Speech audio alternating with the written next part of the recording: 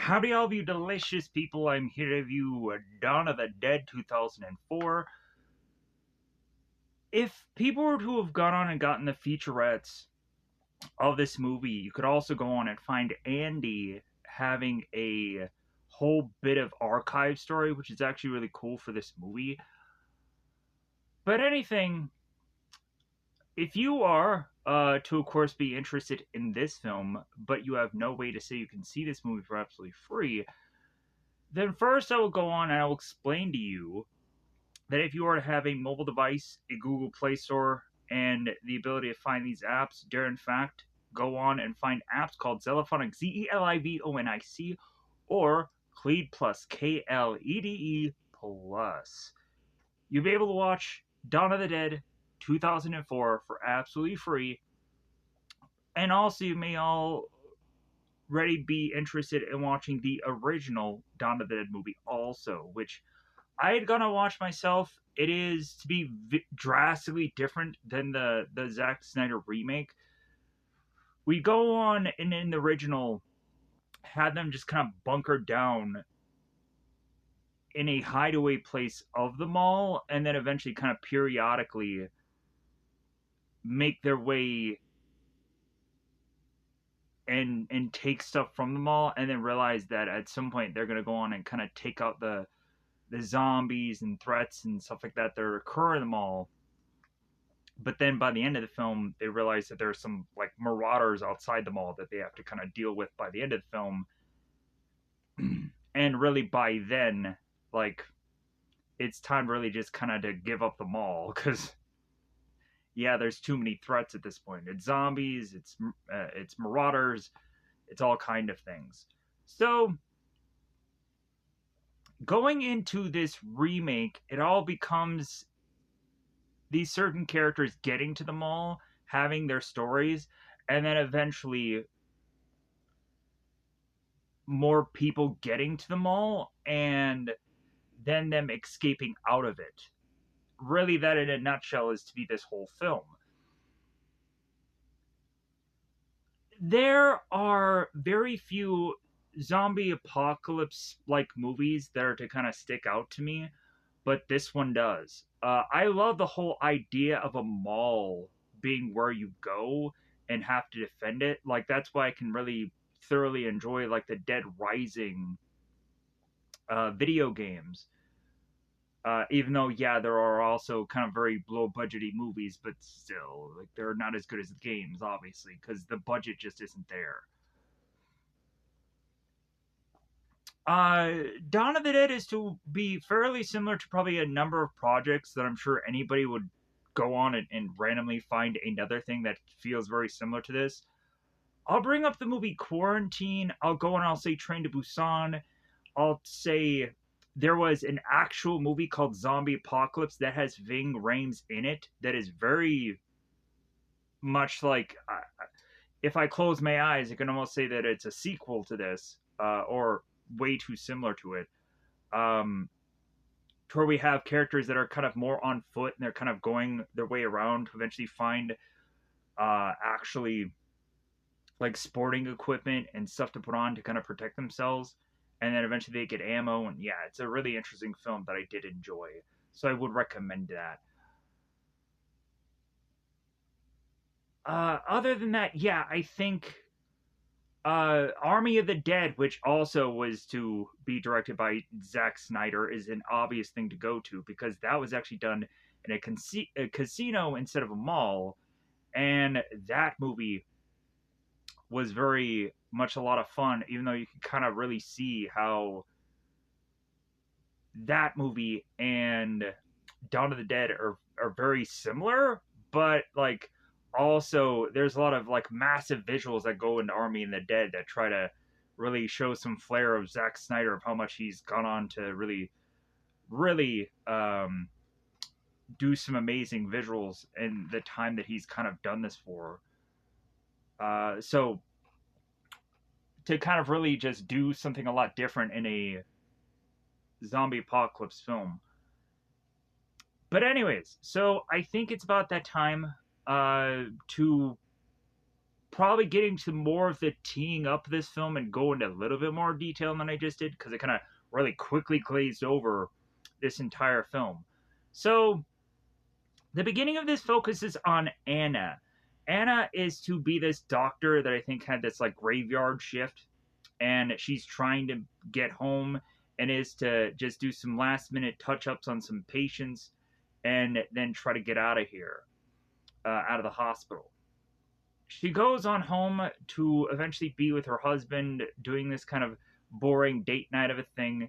The two of them start kissing. They end up in the shower naked together. And the following morning, we have Anna that is with her daughter, Vivian.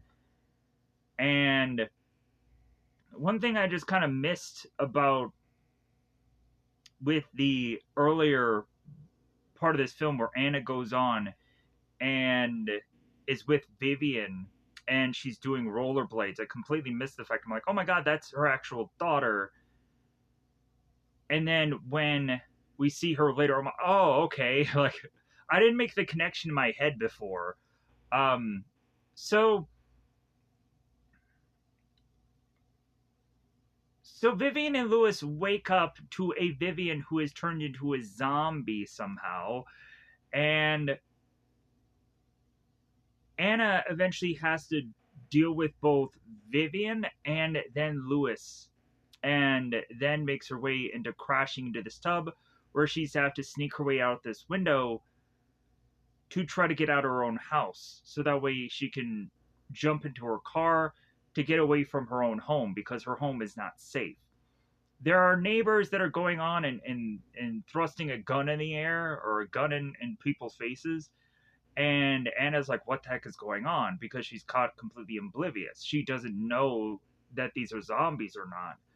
So, as people start randomly getting attacked, Anna just gets into her car and just starts to drive off. Eventually, she goes on to meet up with Kenneth, who is to be Ving Rhames' character in this movie, which, honestly, god dang, like, I know that Ving Rhames, he plays a lot of the same effing characters, and I know he has the meats also, but Ving Rhames in this role was so freaking good. And I really enjoyed this character, Kenneth, for how, like, he is to be so guarded and also is to eventually come around to realizing that he's a part of a group and also realizing that like he's not willing to be waiting to die and so they need to get the heck out of there. They can't just wait for this mall to run out of resources. They need to finally get to a point where they are to be completely and utterly safe and not have to worry about anything. And so Anna meets up with Kenneth, and eventually more people follow. We have Michael that comes in and mentions how they had 8 in this group before. And so they decide, hey, we're going to go on, we're going to make our way to the mall. What the heck? Like, let's go shopping. But anything. Honestly, for a mall, like, I don't know if that is really the best place to go to a zombie apocalypse. Unless it's to be well before it's opening. But even that, I would just be like, yeah, there's probably going to be too many people at that point. Or there's probably going to be too many people that are going to be zombies being at the mall at that point. So,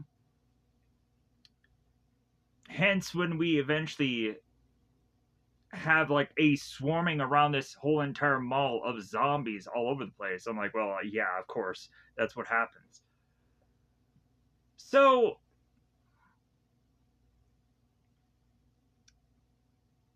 the group led by Anna, because she's, I guess, to be the key character in this movie, even though it's an ensemble piece, they make their way into the mall and eventually find through elevators the security, and they are to be like, well, we're willing to go on and let you stay here, but like we're not just gonna go on and let you guys just do whatever you want. Like we're gonna kind of control and contain what you're doing. and also we're going to hold guns on you and make sure that you do whatever we say. So eventually more of Michael comes in. Michael comes up with a lot of plans, and at some point even Andre has to go on and ask Michael, like, who are you? Like, were you some guy in the Marines? Like, what makes you like our fearless leader kind of character? Like, why is it that you're the guy always with plans? And Michael is just like, dude, I just sold TVs at a Best Buy. That's like, that's crazy to think that like this guy is so very smart, and yet like he's just like a common guy. Like, what if his life would have been like if he would have really applied himself? But also, if probably he didn't have a number of divorces, I'm sure his life would have been a lot better. Because he got a pink slip every time. Because I guess being in love was a job to him. That's kind of strange. But anyways, so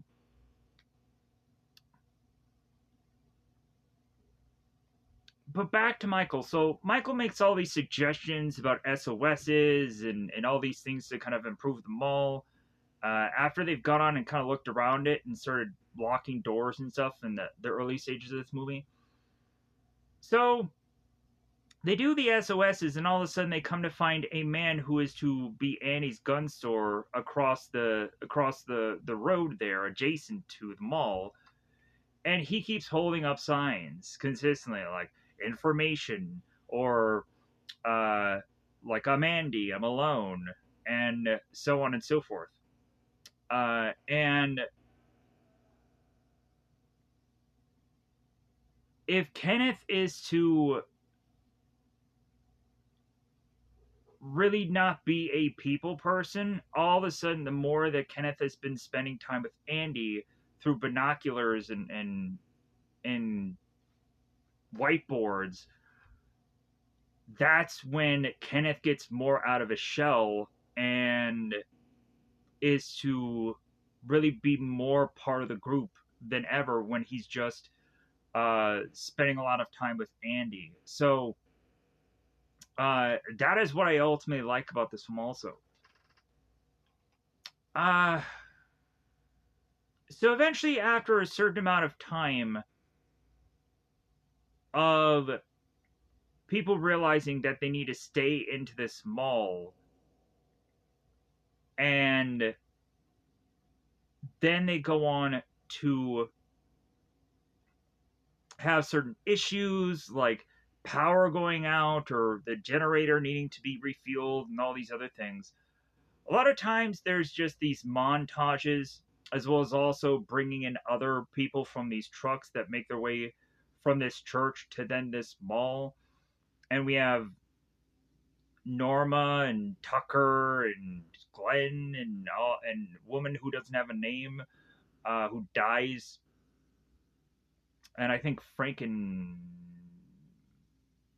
I don't know what Frank's daughter is. Vicky? I don't know. I'll have to go through credits and figure that out. So we have all these characters that are brought in, and they end up either becoming a zombie, but also the big contention thing, which I'm completely missing over, is the baby in the corner. Because we are to go on and find out that in this movie, there is to be seemingly one and one film only that I've ever seen that actually does do a zombie baby. Because we come to find that Luda is to be pregnant.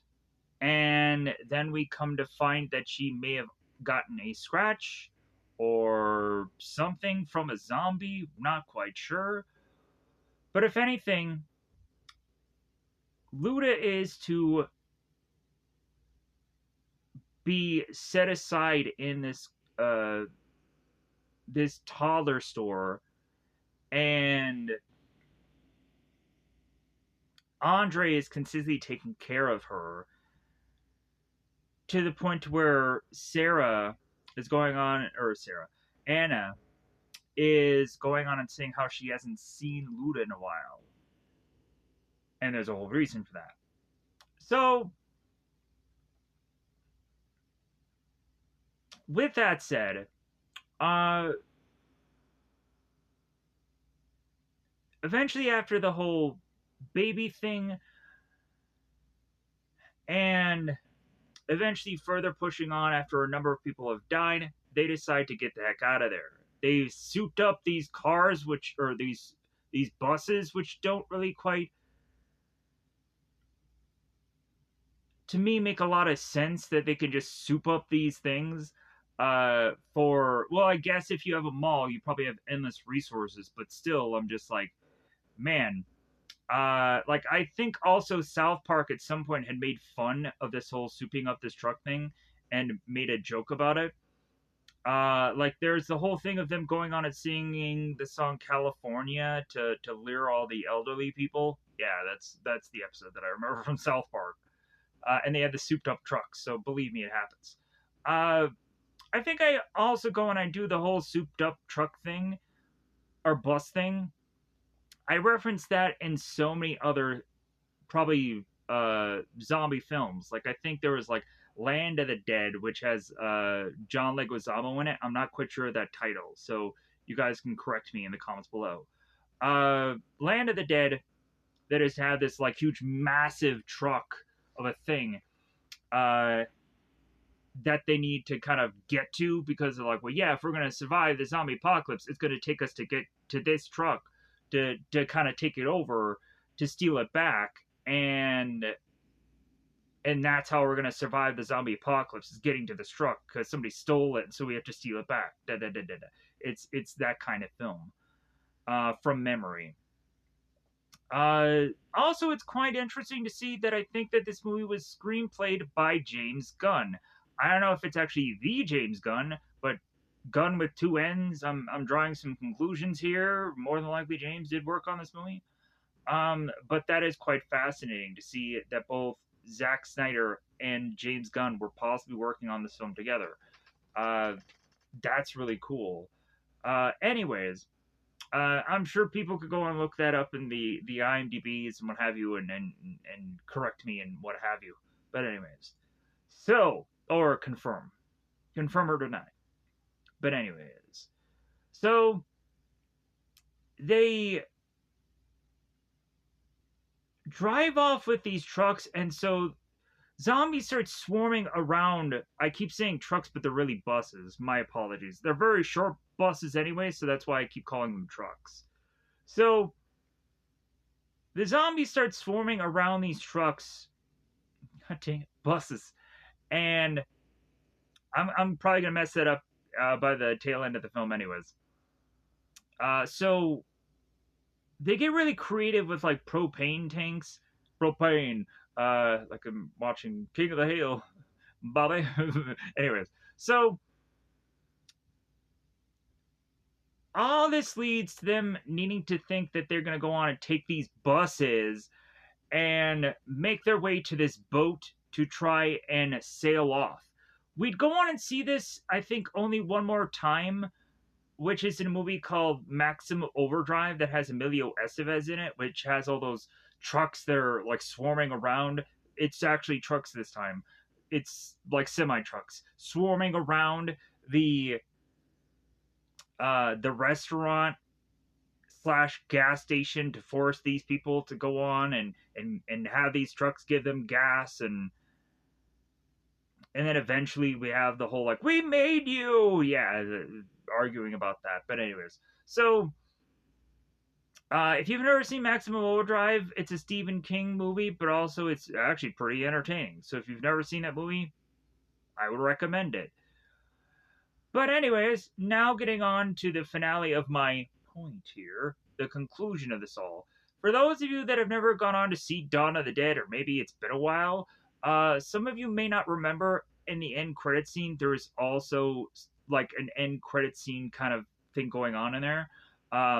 There is actually a bit of clips of footage that was used, or probably found footage, it feels like, because it seems that Steve I think it's Steve.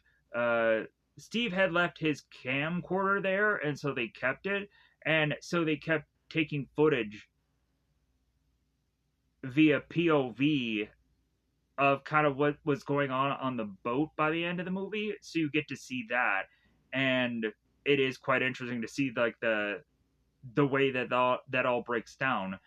Plus, it's kind of crazy how they were to go on and find the right boat, as well as also figure out what island to go to, because how would they know which island is the best island to honestly go to?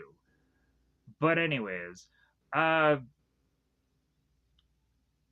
with that said, yeah, this movie is to be like the standout zombie film, obviously for me, even though I can also very much like the original as well. Uh but then again, kind of all the other ones I've kind of mentioned are kind of my favorites also. So, like, for whatever reason, if you guys really viciously like zombie films and you want to see every single one of them, at some point it probably will happen because I'll try as much as possible to get every different kind of zombie film out there. And if there is some very much interesting but rare birds out there, it could be fun to really actually check them out. Uh, I know there is probably a number of like zombie anime stuff that I may or may not have seen. So maybe there is some really cool zombie apocalypse anime stuff that I'm not aware of. Or maybe there's just a really good zombie apocalypse show that isn't The Walking Dead, or isn't The Last of Us, or isn't like. Anyways, so I think it's about that time to say that it is about that time to just get in the nitty gritty, full on detail of everything that I didn't exactly say scene for scene, blow for blow. Like the Down with the Sickness montage, that is pretty freaking awesome, right? Yeah, brother, get up. Come on, get down with the sickness. While the couple is having sex. I think that's Steve and Monica. I know the woman is Monica. I have to, yeah, it is Steve. Holy sometimes this brain somehow retains stuff, but also I have to double check because I'm not quite sure. Anyways, but I've already kind of rattled off another review prior to this. I felt like I probably should have gone on and rattled another review on this day, but I ran out of time. This took too long. Uh, but anyways, also, uh, like I was really just uh to want to go on and just be like, okay, let's just do this anyways. And then tomorrow I'll probably just do whatever TV show. I honestly am so craving or tempting to want to try and cover, honestly, Danny Phantom, which is actually a ghost show. And I know that like people might be open to that, but also I'm just kind of like, man, I wish that people, if I do this, will really get on board with it. So yeah, like that show, when I watched a bit of episodes of it, it looked so cool to me. So I'm hoping that when I do, hopefully Danny Phantom, hopefully in a number of days, it'll probably be very more well received this time around, because I'm going to try to, as much as possible, try to build. Like, please, like, definitely watch this one, if nothing else. So,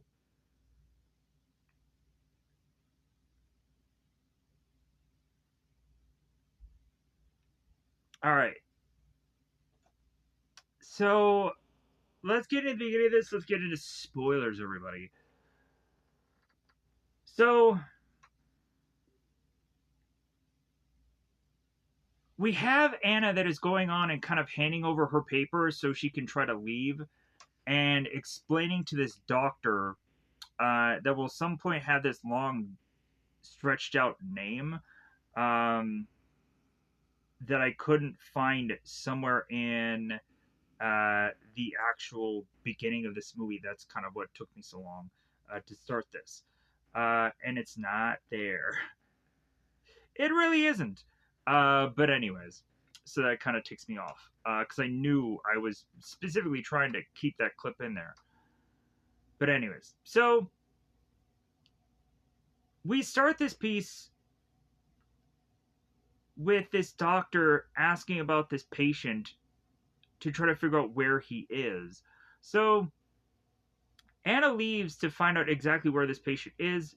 She goes to this doctor named Cora and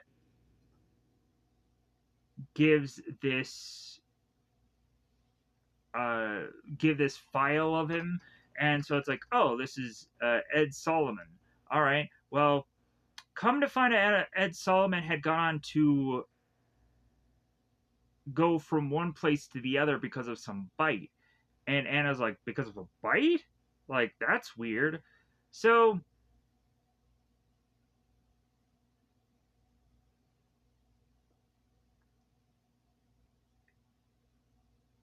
Anna goes on and says, like, okay, well, can you page that doctor I just talked to let him know? Because I'm going to try to get out of here. And before Anna leaves, Cora asks her, hey, what about Monday? And Anna's like, yeah, I'm going to try to get some things adjusted. Because it seems like they're going to adjust schedules together. So as Anna leaves, she notices somebody in an ambulance, and then she makes her way into her car and listens to. Uh, there is actually some really good music in this movie, I think. So I can't really, for the life of me, think exactly what this tune is. Something about "So Have a Nice Day." Anyways, so Anna goes on and drives and then sees her daughter rollerblading. And so Vivian goes on to tell Anna that she has now learned how to rollerblade backwards. And Anna says, "Well, that's great. Maybe tomorrow we'll have a few backwards laps." So Anna goes on and makes her way to Lewis, plops on the bed. The two of them are hugging it out. And so they're talking about a lot of kind of boring stuff, so I want to kind of cut through a lot of this. If anything, Lewis thought that Anna was probably going to have like a night out with the girls, and Anna's like, no, if anything, like tonight's date night, and I didn't want to forget that. And Lewis is like, oh, okay. So Lewis goes on and starts kissing Anna, and the more that they start kissing, all of a sudden they end up in the shower together, and they're making out more. So now we get to the following morning, and the two of them are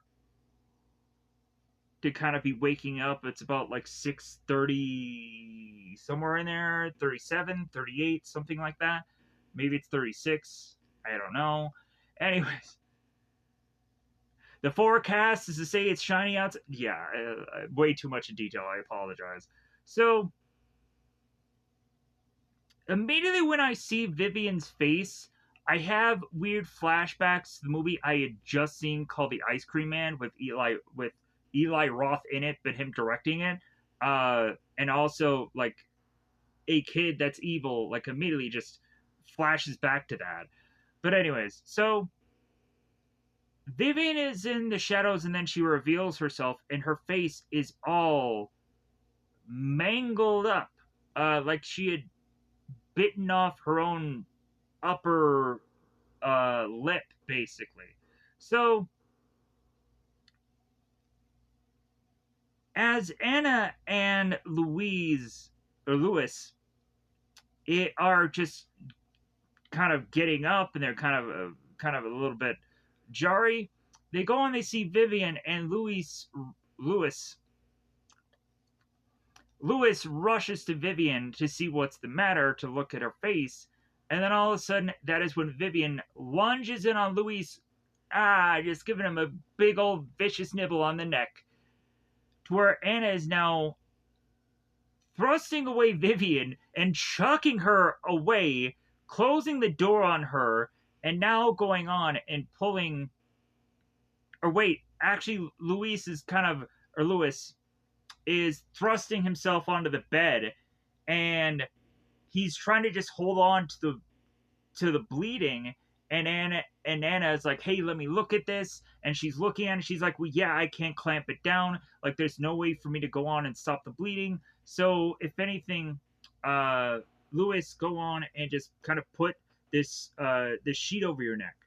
Like, if anything, wait a minute, the scene that I'm kind of seeing here, honestly, you would think that this guy would just be like tying this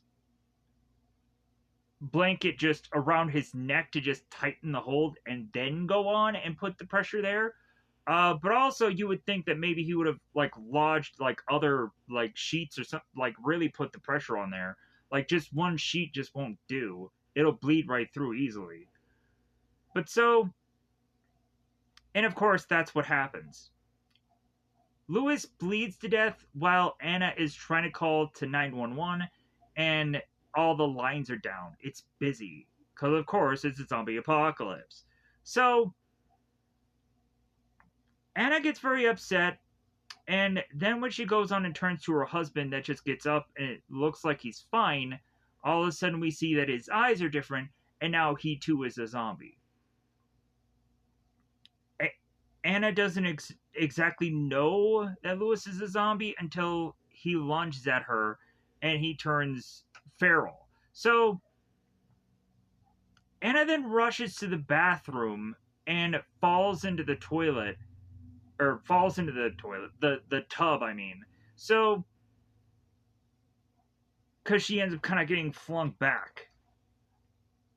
Anna then goes on to see that the door is closed, and before she opens the window, she wants to just double check if her husband is a monster or not.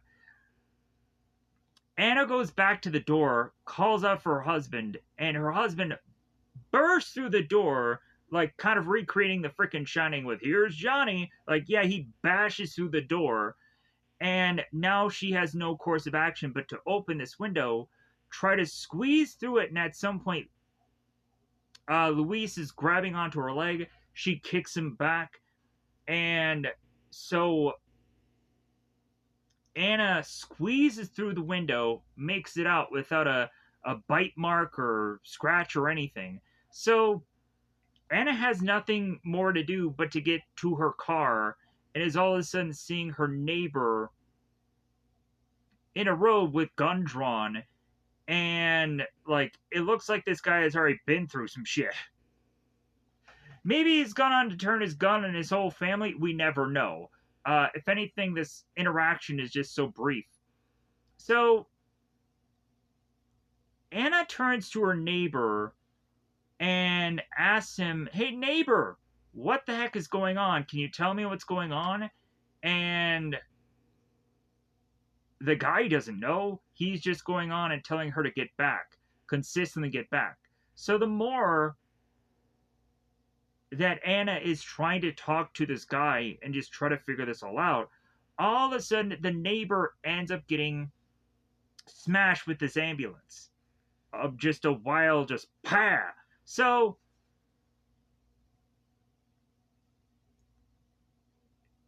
Anna just does the only thing that she can do and gets into her car. And as she's just kind of casually getting it started, all of a sudden her own husband lunges in on her, tries to break her windshield, and then he falls behind her and is now trying to chase the car. Which, man, this actor who plays Ruiz, holy you're running after a car. This is impressive. What an athlete this man is. That was an incredible feat there. Uh, so Anna now is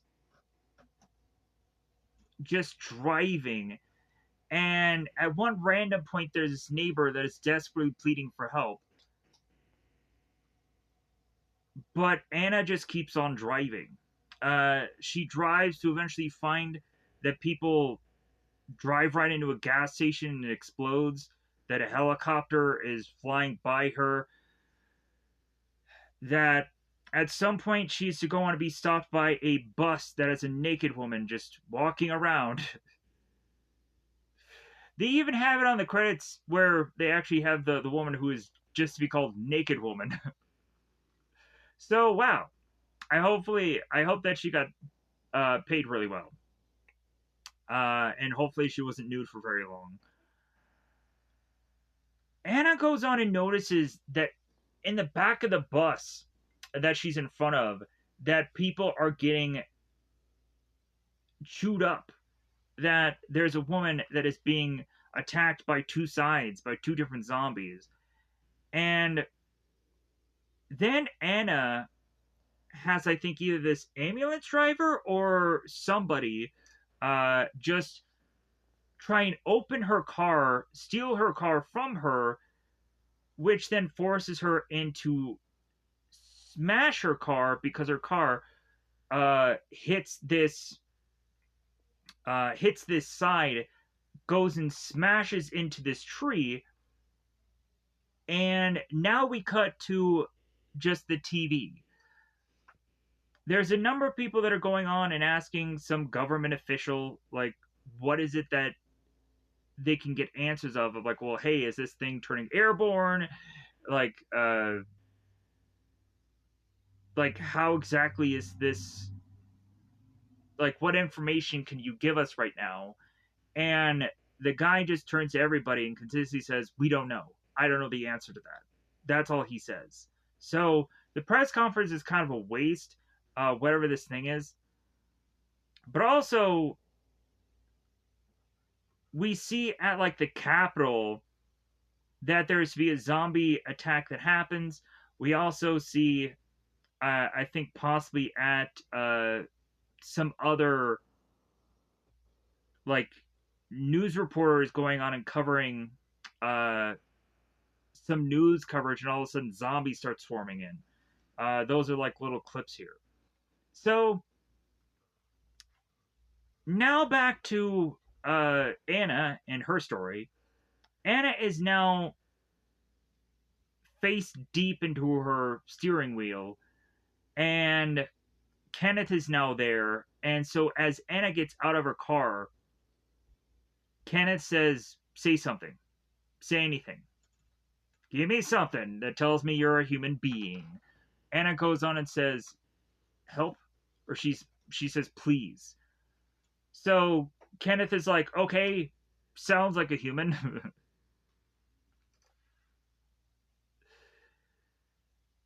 So Kenneth starts walking off and Anna starts following him. We'd get past this bridge, and then all of a sudden they meet with Luda, Andre, and Michael. So the guys obviously thought that the two people coming across the bridge were probably zombies, but they weren't. And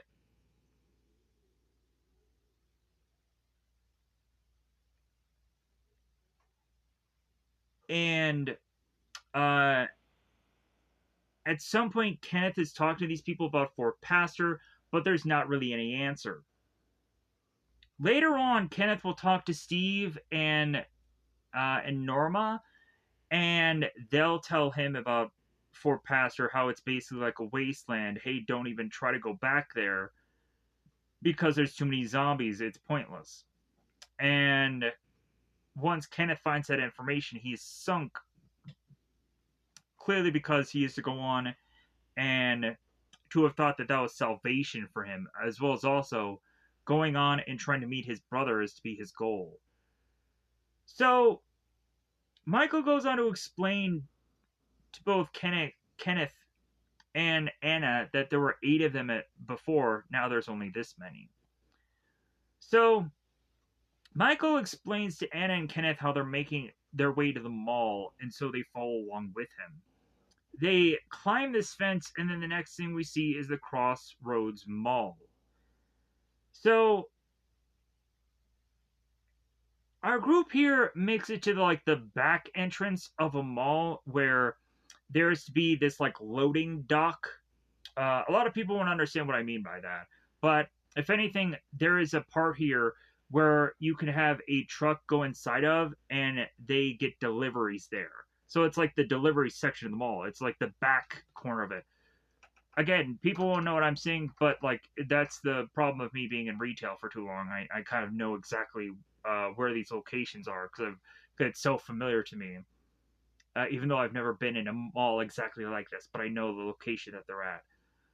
So, and a lot of this will probably mean gibberish to whoever I'm talking to, anyways. So that's completely fine. So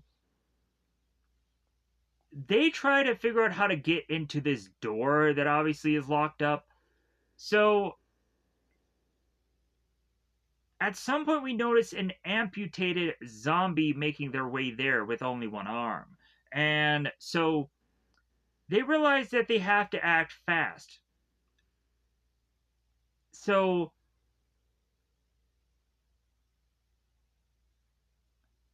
Andre starts to use his pistol and starts firing at the zombies as Kenneth takes his shotgun, blasts the door, and boots his way in. And so, as they start to make their way into this mall through this obviously back room receiving area, which basically means like a room full of boxes and crates and stock and stuff of just items from stores. So the problem with this storage room is that they got to figure out where the lights is. They turn on the lights, they figure out where that is, and then they start to make their way into the mall. So they end up stumbling into this one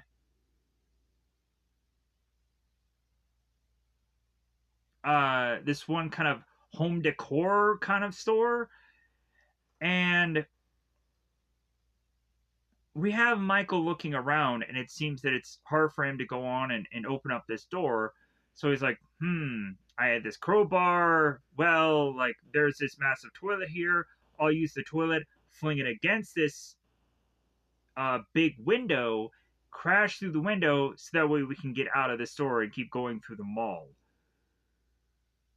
Which I thought was a really just cool visual of him just hucking this toilet. It was pretty cool. That's where I got confused about the whole toilet thing from. So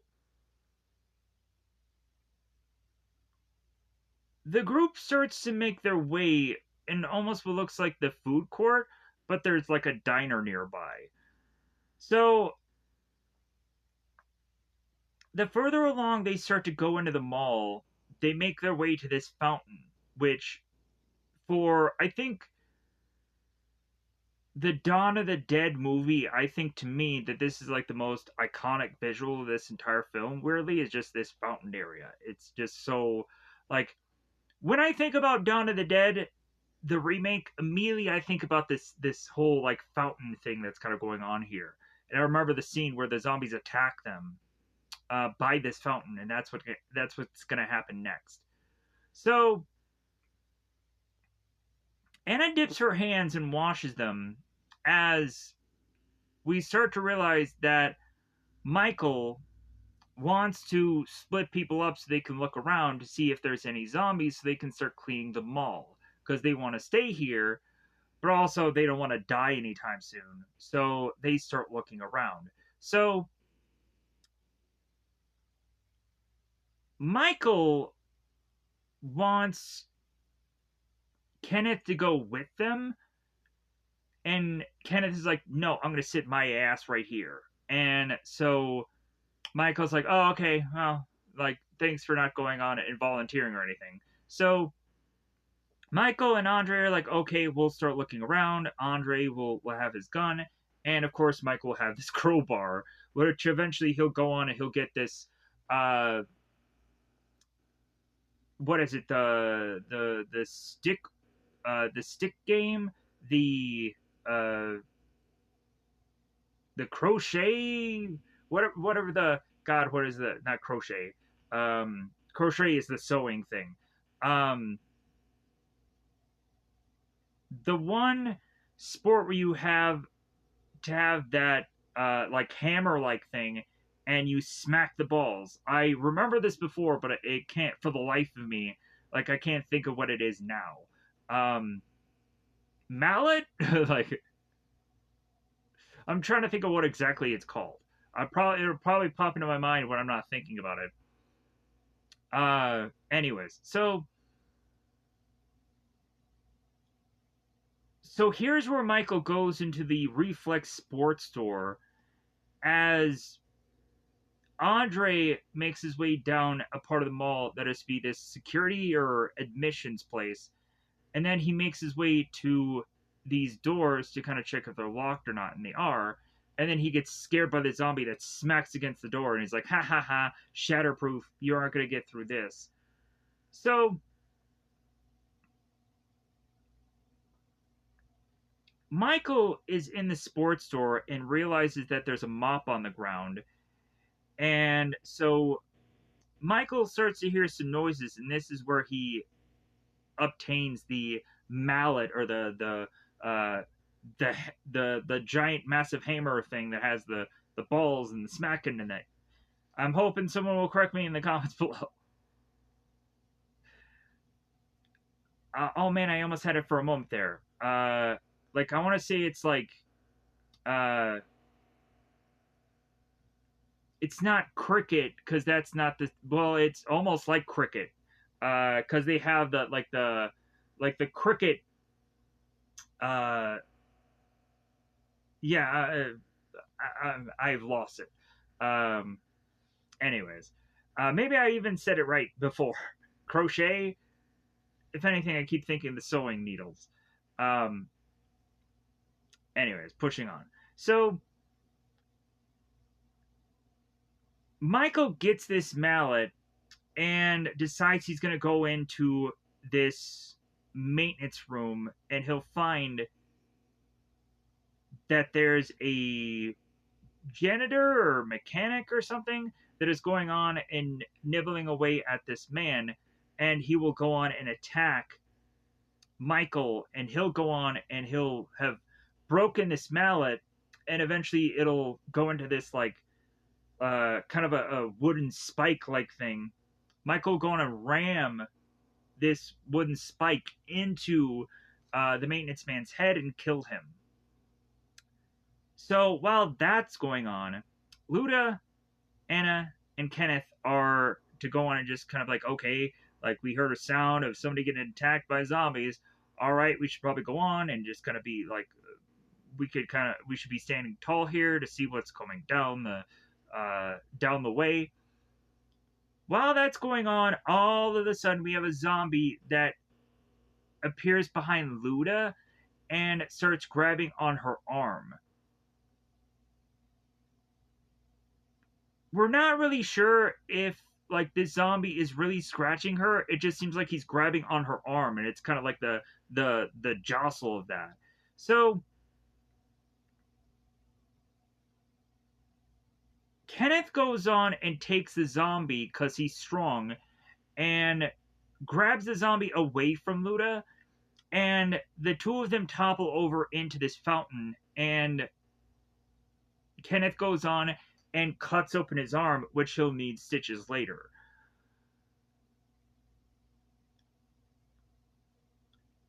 Kenneth gets away far enough from the zombie that Anna goes on and has the shotgun herself. She grabs it, she pops the zombie in the arm to where he becomes a twitcher because they cover the whole twitching thing on the TV. So now the whole group regroups here and makes their way close to the elevator to get up a level to get the heck out of there. So Anna looks at Kenneth's arm and realizes that he will need stitches. So we then cut to the elevator opening. We have Bart, CJ, and we have Terry. I hope all those names are right. So all three of the security guards who I just named are all wielding guns in front of the elevator. So CJ is telling this entire group that they're not going to go and be in this mall with them, and is to try to get them to go somewhere else. I think at one point either Anna or Michael explained that there is nowhere else. That like they're going to stay here, and CJ is like, okay, I'm willing to have you guys stay here as long as you give up your guns. And Andre is to be the one that's like, yeah, I really don't want to give up my gun, but if anything, if I could stay here and protect my wife while she's pregnant and while she's gonna have this child, then heck yeah, like Andre's gonna take all the advantages that he can. So the whole group makes their way to what looks like almost uh, a television room, a television store, a place that almost looks very much like a living room, with this big lavish couch with all these TVs. So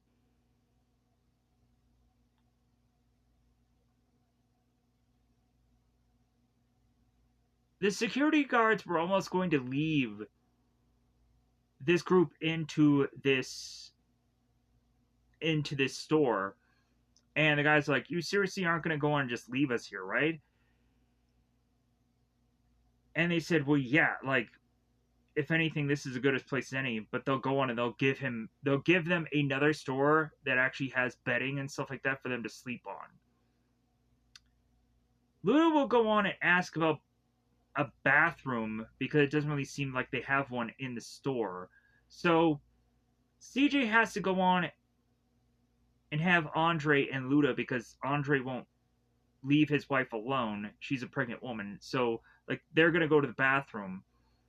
So now they start watching the TV. We have this state sheriff that comes into this news report and mentions how they should shoot him in the head. If you guys don't know who this actor actually is, he was actually in the original Dawn of the Dead as the Marauder who came in kind of very late in the film, but regardless, he's in that movie.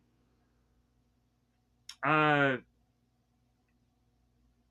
think it's funny how here's where they talk about the whole Twitcher situation, and uh, I like how it's CJ at one point talks about like, yeah, that's how America get things done and all that kind of like.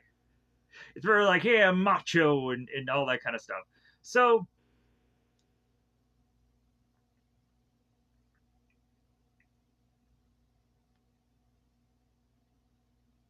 or it's this that's how America always sorts its out. Is what he says. So Luda and Andre go to the bathroom together, and so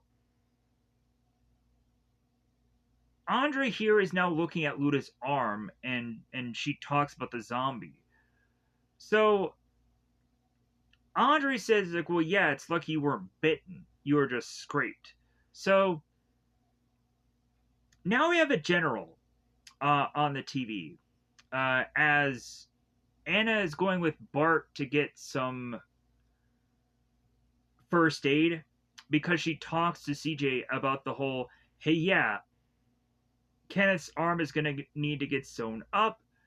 And so where can I go to do that? And so Bart takes her to get first aid. After Anna goes on and gets this first aid, she starts collapsing and is to be bawling her eyes out because of like the loss of her family, as well as also like everything that's going on. Like it's starting to pile up.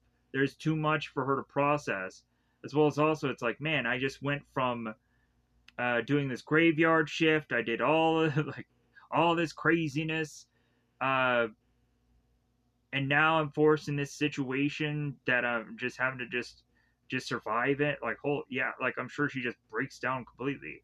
So, and then Bart calls her and be like, "Hey, nurse lady, come on, let's go." So the general on the screen that Kenneth and Michael are watching this is to have been the man that was to have also been in the original Dawn of the Dead. Uh, who is this general guy? And so he is to show on screen that he is killing a person in the head directly, and is talking about how he is currently in for Pastor.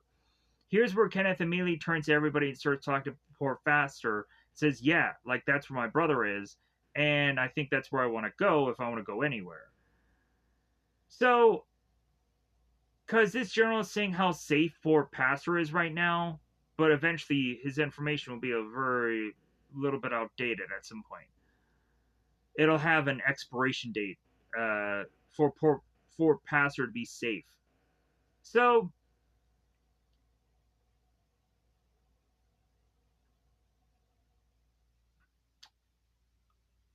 here is where Michael turns to CJ to be like, okay, well, now that we're in this mall, like, now we've kind of made friends. I think it's about time for Michael to go on and start strategizing. So, CJ, so Michael is going on and telling CJ, it's like, well, yeah, I'm sure you're a really smart guy, and I'm sure you're really organized, but have you guys gone on and done an SOS on the roof? Like, have you guys gone on to make the mall very secure? Uh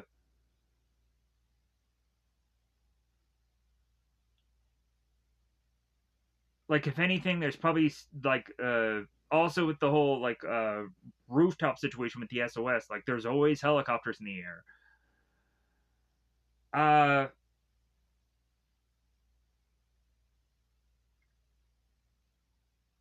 but if anything, also Michael talks about being able to lock up the place to make sure that no one's going to come in or out. So CJ goes on and takes Michael's advice, and CJ's like, well, I think there is some paint we can go on and borrow from the store, and yeah, I think we can go on and kind of board up some weaker spots, and and Michael's like, yeah, solid plan that I fucking made. Like, CJ, is it? You dick. You moron. Man, like, considering I'm to be the guy here that's the man with the plan, like, holy sh. But anyways, um, so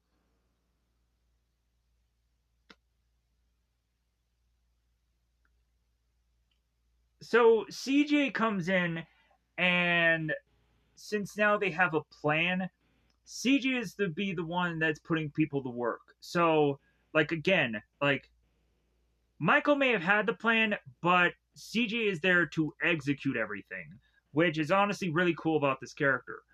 If I am to already go on and insult CJ, like, CJ is the one that also gets a lot of things done also. Even though he also is uh to be a person that I think uh should eventually realize that he is to be a person that wants too much control, and if he kind of just was to go on and kind of back away from that a little bit and let other people just kind of take over, but not completely, but if anything, just kind of like share in leadership roles, not just like telling everybody like this is what's going on uh, and nothing else. Like, if he would have gone on and kind of like considering they all had to work together, yeah, if he would have tried to go on and try to mend some fences, that would have gone a long way. But if anything, like, CJ was to also go on in this movie and say that he will do anything to protect himself in the zombie apocalypse, which makes it really interesting for how this movie all plays out. But yeah, CJ is to say, it's like, well, yeah, if I have to kill you, if I have to kill all you people, so that way I can survive, that's what I'm going to do. I am going to easily walk over your dead corpse if it means that I survive. So yeah. So which clearly, like, anybody put in that situation would probably make the same decision or probably would say the exact same thing. So the security guards make their way to the zombie that was left by the fountain that is just twitching around. So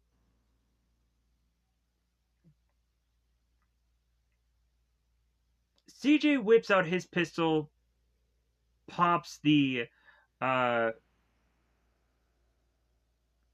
pops the guard that had decided that he wanted to go on and explore and die and became a zombie for it. So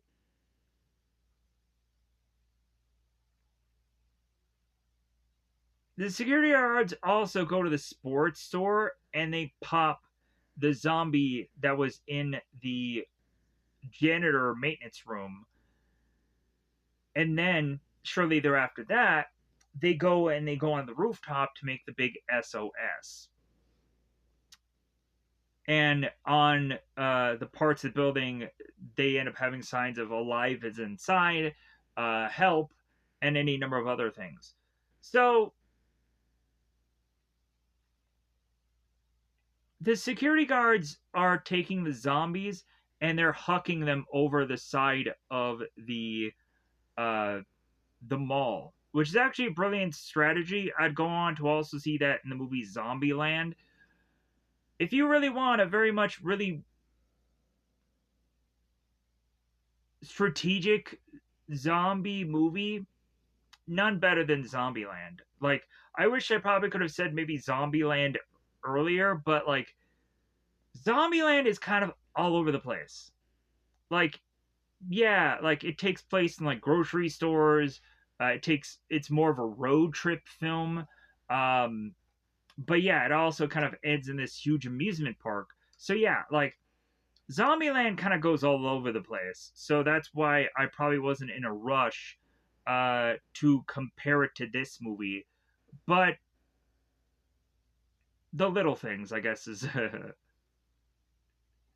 is I guess like this could be compared to it, but it's just like it's not the same. I think Zombieland has a lot more. It's more comedy driven than this movie is. This movie is taking itself seriously.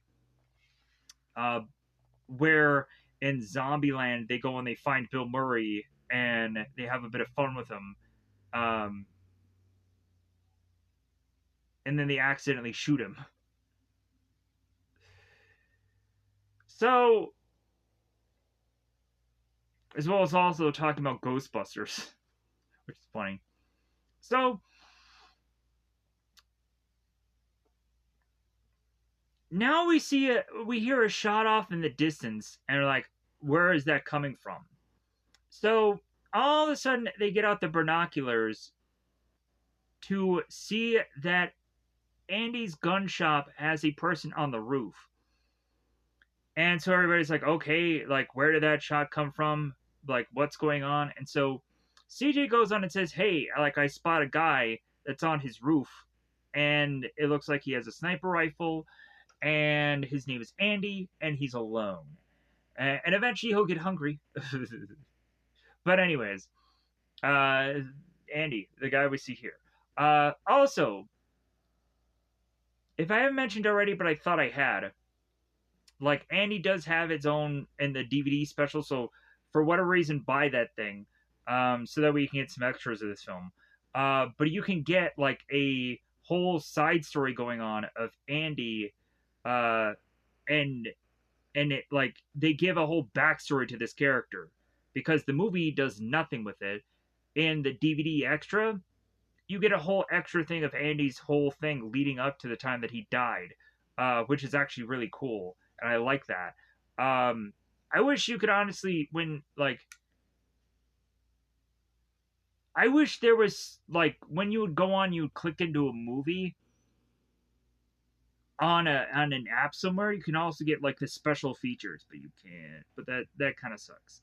Um, but I get it. Like, there's like all they're interested in giving you is just the movie, and they think that you can just find all that extra stuff somewhere else. by legitimately buying a Blu-ray, 4K, whatever goofy other thing. So if anything, just the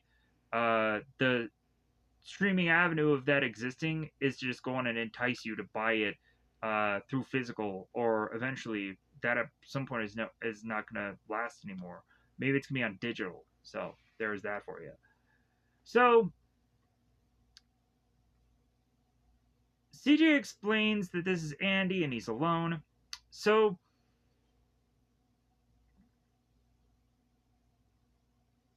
for how far Andy is across the mall, they're like, well, hey, yeah, like this guy like is so far away from us. There's no way that he's gonna get to us or we're gonna get to him. So he might as well like they go in and see in the movie that he might as well be on the moon, which I thought was a kind of cool line. So CJ realizes that Andy is pointing at something, and so they look into the sky and they see a helicopter, and immediately they're like, "We're saved! Oh my God! They saw our sign! Oh, whoa, whoa! We're gonna survive this!" And then all of a sudden, the helicopter keeps flying by, and they're like, helicopter! Who? Come on! Like, come on down! Like, we're saved, right? Yeah, the helicopter just keeps flying by. Goodbye, survivors. So Andre assumes that the helicopter is coming back for them, like they saw them or they care about them or whatever. No, they don't give a fuck. So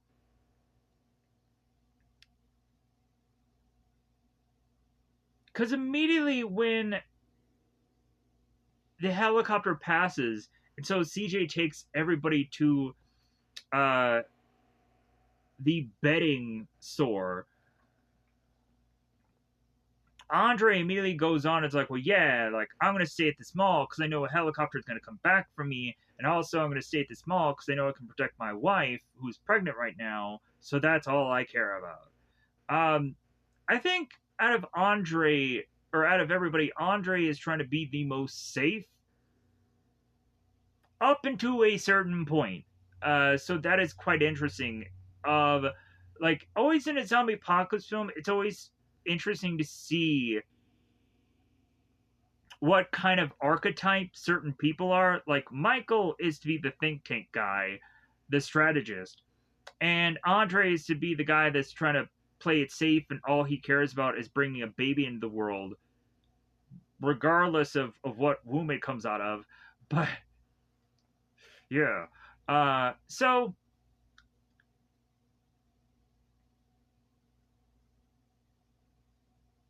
the more that Michael and Andre start snapping back at one another, like Michael is going to say that the chopper isn't going to come back. Like they've already passed them. They're not going to care about coming back. There's no one coming for them.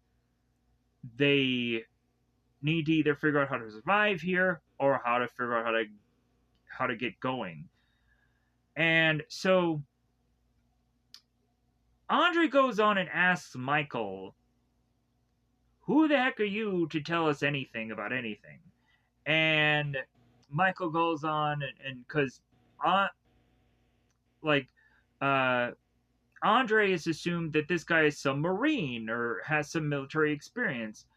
And Michael's like, no, I just sell TVs at Best Buy, and that's all I have to my credit. And so Andre's like, well, there you go. Like, such a think taking man that has no qualifications prior to. And that's also the amazing thing about a zombie apocalypse. Like, you don't have to have a resume in a zombie apocalypse. That whole thing has been wiped freaking clean. Um, and I think that's what they were trying to bring up here. Like, how is that in a zombie apocalypse that this guy's be so good at strategizing? Like, shouldn't he have some kind of real skill to him that adds it? No, we never even find out really who Daryl is in The Walking Dead. Like there are some stories here and there, but it doesn't really seem like we figure him out. Like I think at some point there are stories where he's like a drifter, uh, plus also there is that other like Paris show that Norman was in that I didn't fully commit to watching all the way through. So maybe there was a story there somewhere, but yeah, we always found Daryl to be this mysterious guy. So here's where Kenneth plops down that Andre throws shade about Michael selling TVs, and Kenneth is like, well, yeah, I'd rather be with somebody that sells TVs than steals them. And Kenneth goes on and says, the only thing that I'm focused on is going to Fort Pastor to find my brother. That's all I care about. So at some point, we're having Kenneth possibly planning his escape, but then eventually he pulls back, and then eventually he realizes that Fort Pastor is a waste to go to, that he will die going there. And so all he has left to do is just hang with Andy and just play chess or sniper off some celebrity lookalikes. But, anyways, uh, CJ and the rest of the security crew, Terry and Bart, they're all watching on the TV to find that there's nothing new that they're being an information of. And so here is where Bart starts talking about the fat chick from Dairy Queen, and man, I want to tap that for sure. And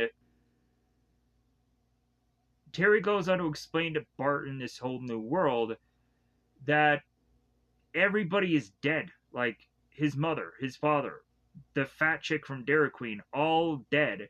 And they're the only ones that are probably to still be alive at this point here now.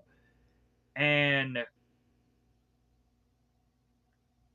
that puts a lot of perspective on where they are at now. Because Barton was just thinking about what his plans were before this whole thing happened.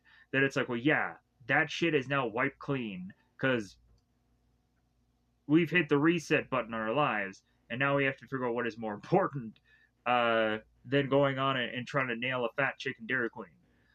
Anyways, so we now have a televangelist that is to go on and be talking about hell is overflowing and Satan is sending his dead to us. And when there's no more room in hell, the dead will walk. And so this televangelist ends up being another guy who was to, of course, be from the original Dawn of the Dead. And if anything, also, I think what he says here also is kind of very iconic for the film. I think it lasts forever.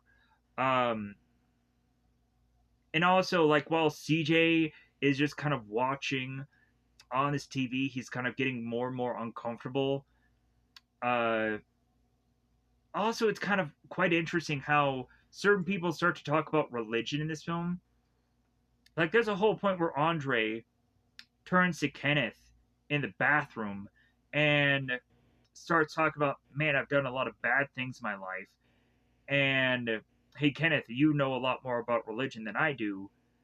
What should I do? And so Kenneth is like, so now you really want to go on and find religion at this point? And you want to hope that all the bad things you've ever done is to kind of be wiped clean now? Well, like, if you want to go on and find religion, just go into the bathroom stall, say 5 Hail Marys, and maybe you and God will be square. But, like, if anything, there is always to be a redeeming thing for everybody. But also, I think, honestly, for Andre now, is that he needs to go on and he needs to try to do some good. Not just selfishly think of himself and Luda and his baby. Because all Andre was saying is that if he can go on and bring this baby into the world, he feels like he is to go on and do that one good thing that will right all of his wrongs. But anyways, I'm getting way ahead of myself. So, Now, the following morning, Barton is to be woken up by the TVs and timers resetting on all the electricity. While everyone else had gone on the night before and gone into certain beds and gotten rest, like Anna and Andre. So CJ explains to Barton about the timer, and they start figuring out where they're going to go on and start to get coffee.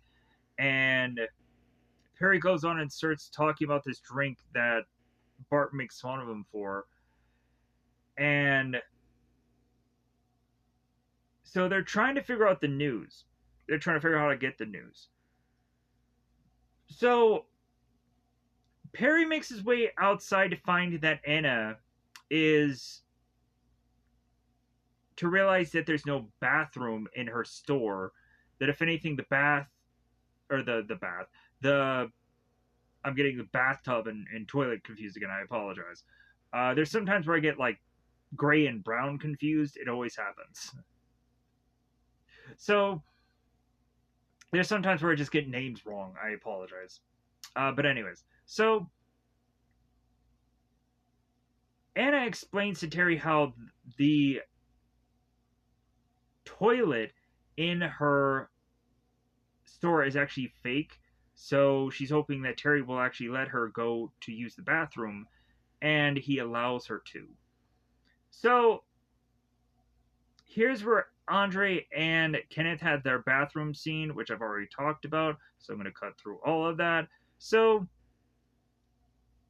Terry goes into the camera room and notices that Anna is changing in the store, and he's watching her obviously because like there's so few women here. Plus, also if he can watch a woman unclothed via anything at this point. Also, as Terry continued to starts to look at all the camera feeds, he all of a sudden notices from outside that there is a truck smashing its way to get to the mall with all these zombies around. And so Terry makes the rest of the security guards aware of this going on. They all run to the rooftop, and as Anna and her group start to also, or I think, yeah, start to slowly but surely come to the roof also, CJ pulls a gun on Anna, asking, "Hey, how did you get free?" And it's like, well, Terry is starting to help them. He's starting to be nice to them, as well as also when they finally flip to eventually get the guns away from both CJ and Barton and shove them into this lockup. And Terry is to go on and be helping the group so they don't put him in the cell. They let him they let him be with the group. So that's nice. So Anna's getting a gun thrown in her face and she keeps complaining, "Hey, don't put the gun in my face." And eventually Kenneth grabs CJ as they start getting guns away. And so as this truck is making their way to the back part of this mall,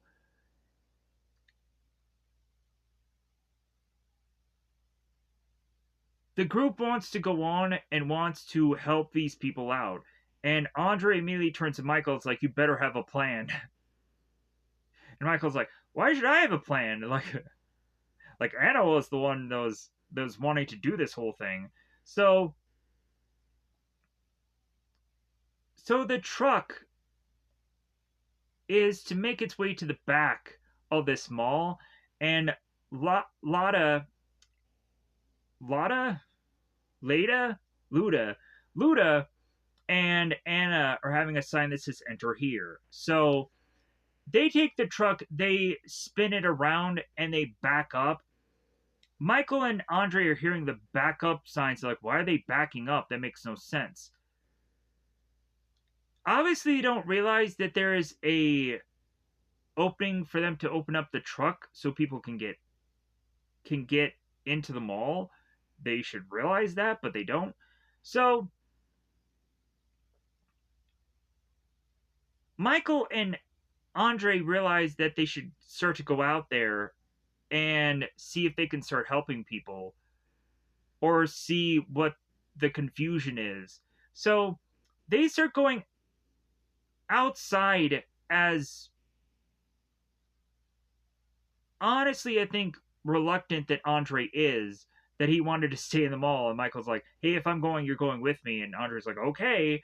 So Michael and Andre go out there to realize that Norma and I think Glenn are on top of the truck anyways to tell them, hey, get back into the mall. Like, if anything, we don't need your help. Because if anything, there's so many people inside the truck that, like, we'll just go on and we'll just deliver them there. So Andre and Michael have to fight their way through a number of zombies and then make their way back inside. We have one woman who is to need to be wheelbarrowed through the way of the mall, and it seems that she is in really poor health. So, and like Glenn is holding onto her hand. So, we come to find that a number of these people from this truck had come from this church, and they'll do this whole story when Norma explains it. How they had come from this church and found out that the church was a mistake to go to. And so Norma was just passing coincidentally by this church, collected all these people because she was nice about it, and they decided to just go to the mall because that just seemed like the next place to just go to. Eventually Michael, when hearing this story from Norma, will like thank her for like, wow, that's a nice thing you did. And she's like, well, somebody had to do it. So because otherwise these people would have been fed. So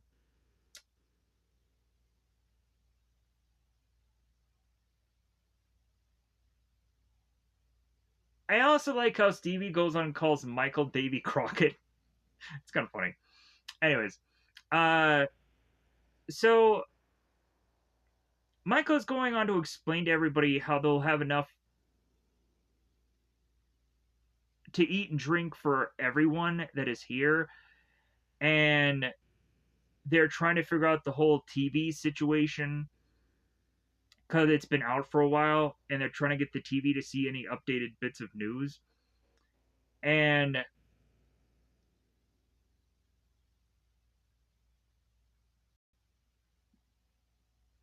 so here is where Kenneth finds out about Fort Pastor because Steve had come from there and it's to tell him, yeah, it's a wasteland now. Like they're playing the Quiet Game in. Oh no, Quiet Game comes from Zombieland. Uh, that's a whole different other movie. But yeah, Steve has mentioned how there's too many zombies in Fort Pastor to justify going there. If you go there, you'll end up dead. So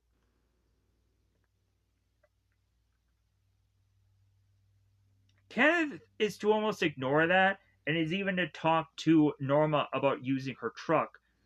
So Kenneth starts away walk away and Michael stops him saying like, "Hey man, you should stick here. A lot of people probably need to use your help." And Kenneth's like, "Yo, like I'm leaving." And so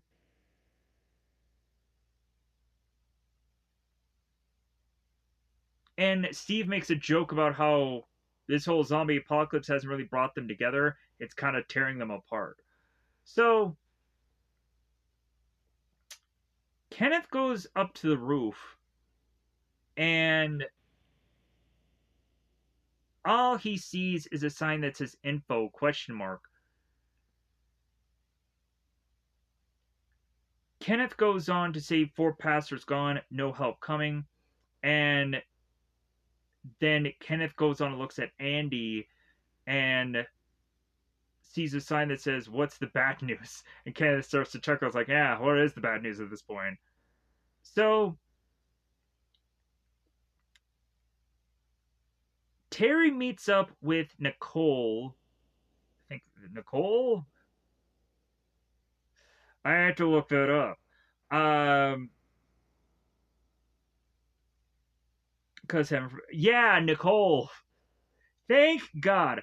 Nicole and Frank. Because I didn't think I was gonna remember any of these names. I thought I was gonna have to really, yeah, Frank. Holy man, whenever I tell people I'm really bad at names, I surprise myself. So Terry is with Nicole and Frank, and Frank it seems is to have a bite on his hand, and we also find that Tucker is to have his leg have like some cut up things of it, and we aren't quite sure why. It doesn't seem like he turns into a zombie, so it seems that he's fine. He's just injured. Anna is trying to take care of the woman that has no name and had been wheeled to the bed via the wheelbarrow. So,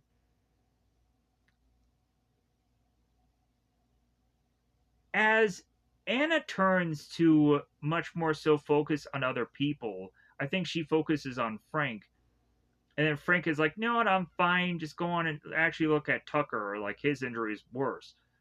So,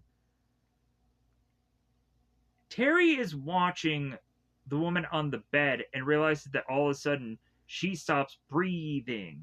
So Terry tells Anna to run over. And here's the thing, I don't really know why this woman in the bed had died, but they make the clear consensus that if you die by natural causes, you don't turn to a zombie. So something had to have happened with this woman to lead her to die and then turn into a zombie.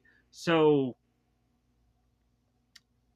I don't think at all they say that she was either bitten or so. I'm not quite sure. Maybe during that wheelbarrow scene, maybe they said something more.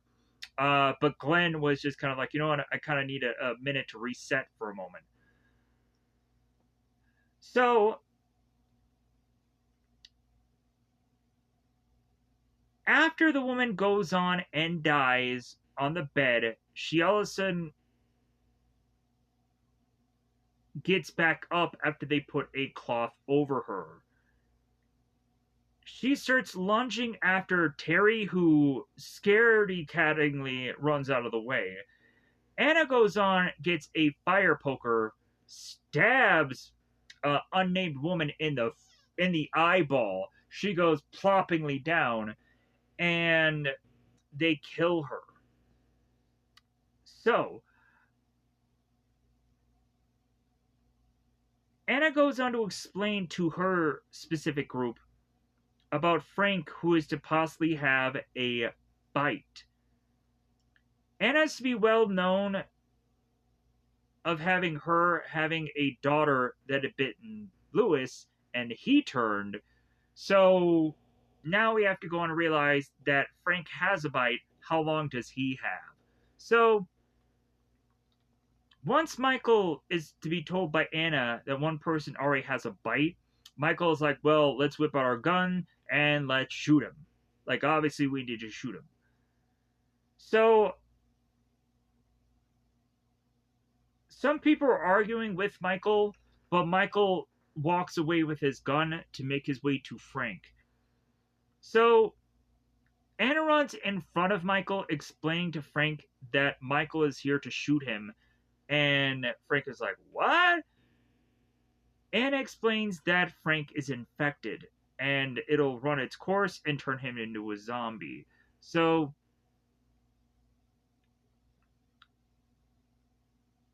the more that Michael feels that he's finally put on the spot here,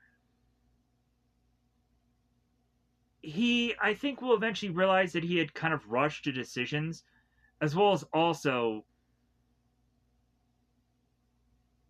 once they realize that all Frank needs is just more time to just talk to his daughter and just have every one last second just left, yeah. Uh, then Michael has to kind of change his tune to just be like, okay, this guy can accept that he has been bitten, and that he will, so we can accept that he's willing to just kind of go calmly about all this.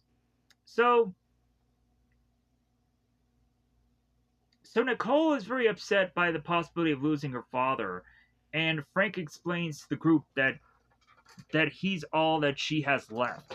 And so it's like she can't lose her father now, but she's going to, and eventually she's going to have a boyfriend named Terry that'll take care of her, which is nice. So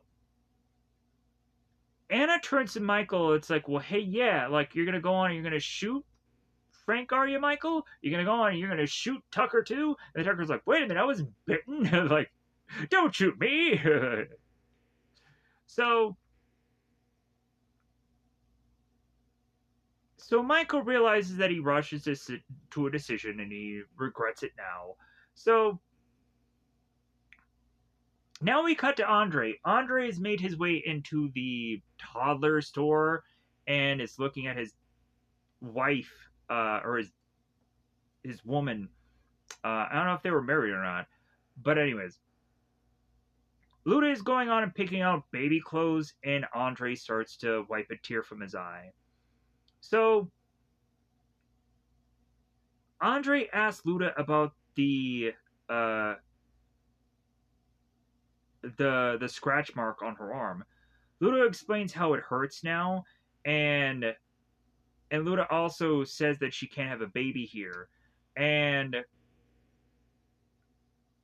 Andre explains to Luda, it's like, if anything, yeah, this is actually the perfect place to have a baby. Like, people have been having babies without a hospital for a long amount of time. So, if anything, we can do that here. Plus, also, it's perfect because they actually have a nurse on hand. And so Andre explains to Luda that they should do this, that they should try to have this baby in the small. And they're also arguing about. I'm sorry, I'm trying to scroll back to where I was because it kind of cut me off here. Luda is trying to figure out how to get a Russian baby name for their child, and Andre wants an African name, and the two of them hug and they'll figure it out. So while there's hugging going on, there's more hugging going on. Nicole is hugging on to her father, Frank. So at some point, Frank goes on and tells Nicole that it's time, so she walks away. Kenneth goes on and is to roll down the fenced area to kind of prepare for when Frank is gonna turn into a zombie. And Terry is watching Nicole run to this part of the store and being all sad and crybaby and whatever. And Terry is like, I'm gonna swoop in, I'm gonna help that girl, because if she doesn't have anybody, she'll have me. So that'll be great. So Frank is pleading with Kenneth to just enjoy every last second of life until he can turn, and then do whatever you want with him. Shoot him, kill him. So Anna turns to Michael and it's like, you know what, I appreciate you were deciding to not go on and kill this man. And Michael realized that it just didn't seem that it was right. Uh, so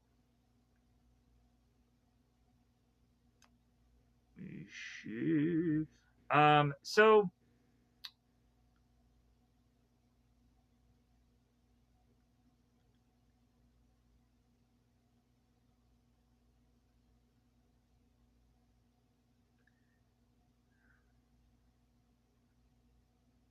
okay, that's weird.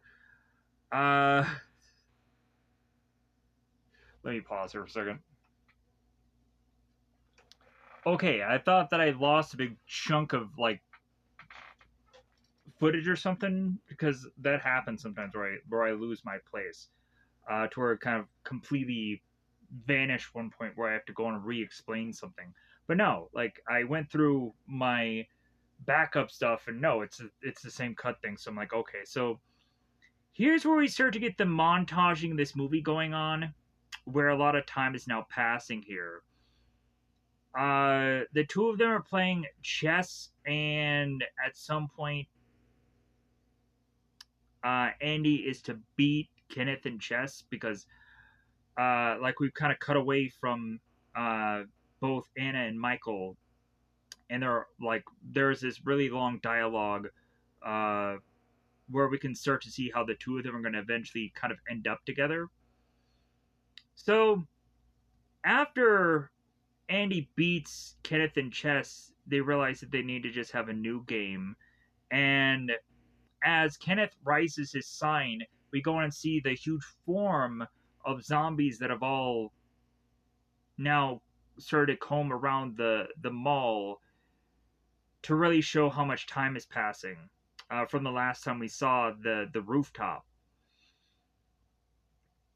We see that Nicole is spray painting. We see that Monica is just going through the clothing store and just finding the high end clothing, or just kind of going on these like runway kind of things to just have a bit of fun.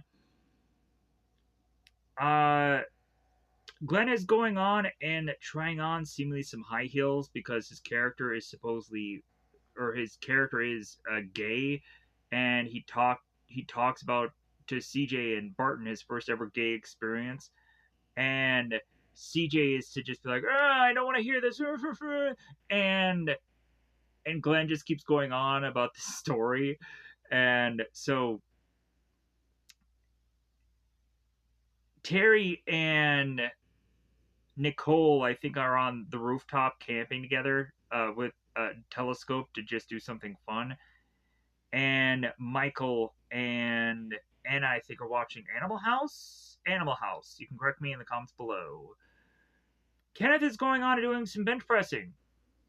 Great. Yeah, there's a sports store. You might as well get as strong as you can to eventually become a zombie, probably. Honestly, I wish that, like, I think that strength kind of matters in the zombie apocalypse, but also like it's more like cardio than anything else. So you really just need to be really good at running away from things than anything else. Uh, like yeah, strength does come into play, but also like strength is muscle mass.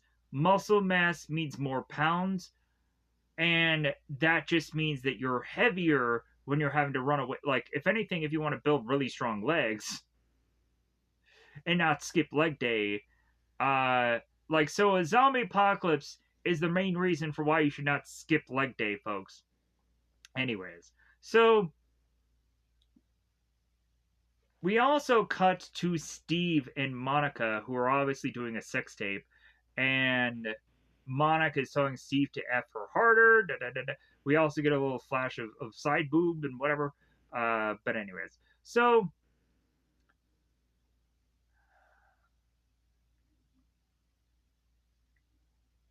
we see Steve hucking golf balls and smacking them on zombies, which is kind of fun.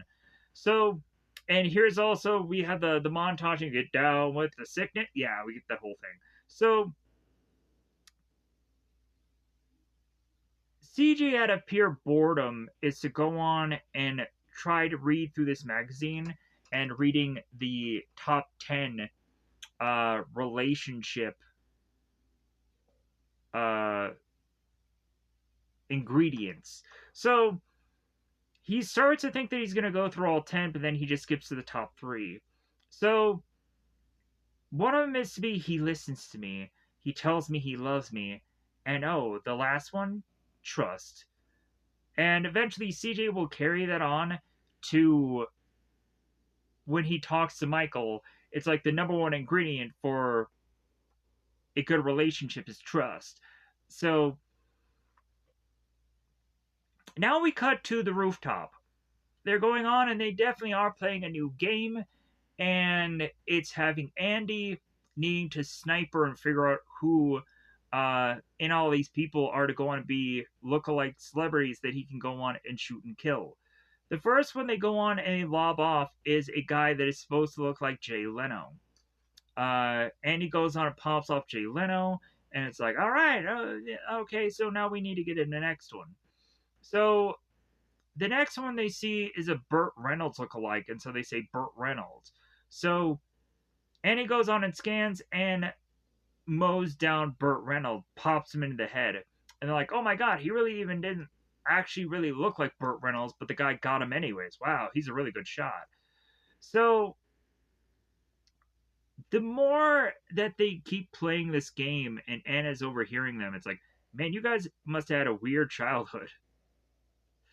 So Steve turns to Anna. It's like, well, hey, you know what? If I ever turn into one of those zombies, you have first dibs to killing me and taking me out. And Anna's like, I gladly do it. So we'll eventually come to find that that'll actually come to pass within this film, which is really interesting. So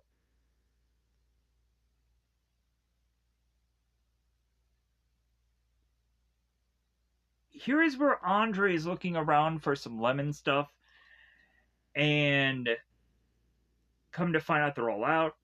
Anna ends up asking Andre, "Hey, yeah, I haven't seen Luda in a while. I should probably check in on her."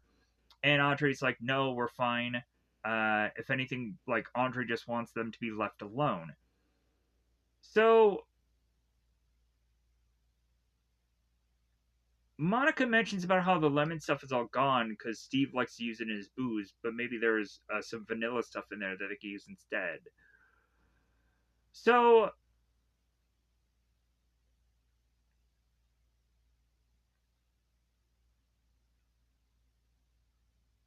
Kenneth goes on and tells Andy good shooting as they leave for the day. And so now everybody gathers around, and so Anna starts asking Michael these personal questions about what was his worst job. And here's where he says his worst job was being a husband. What was your best job? Being a good dad. And everybody's like, oh. But also, like, Tucker ends up saying, like, oh, yeah, like, being a husband, man, does that really feel like a job? And Michael's like, yeah, I got pink slips 3 times. So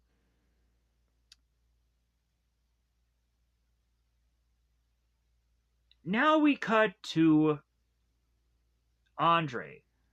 Andre is trying to tell Luda to be quiet because otherwise people are going to come in and be concerned about Luda. And so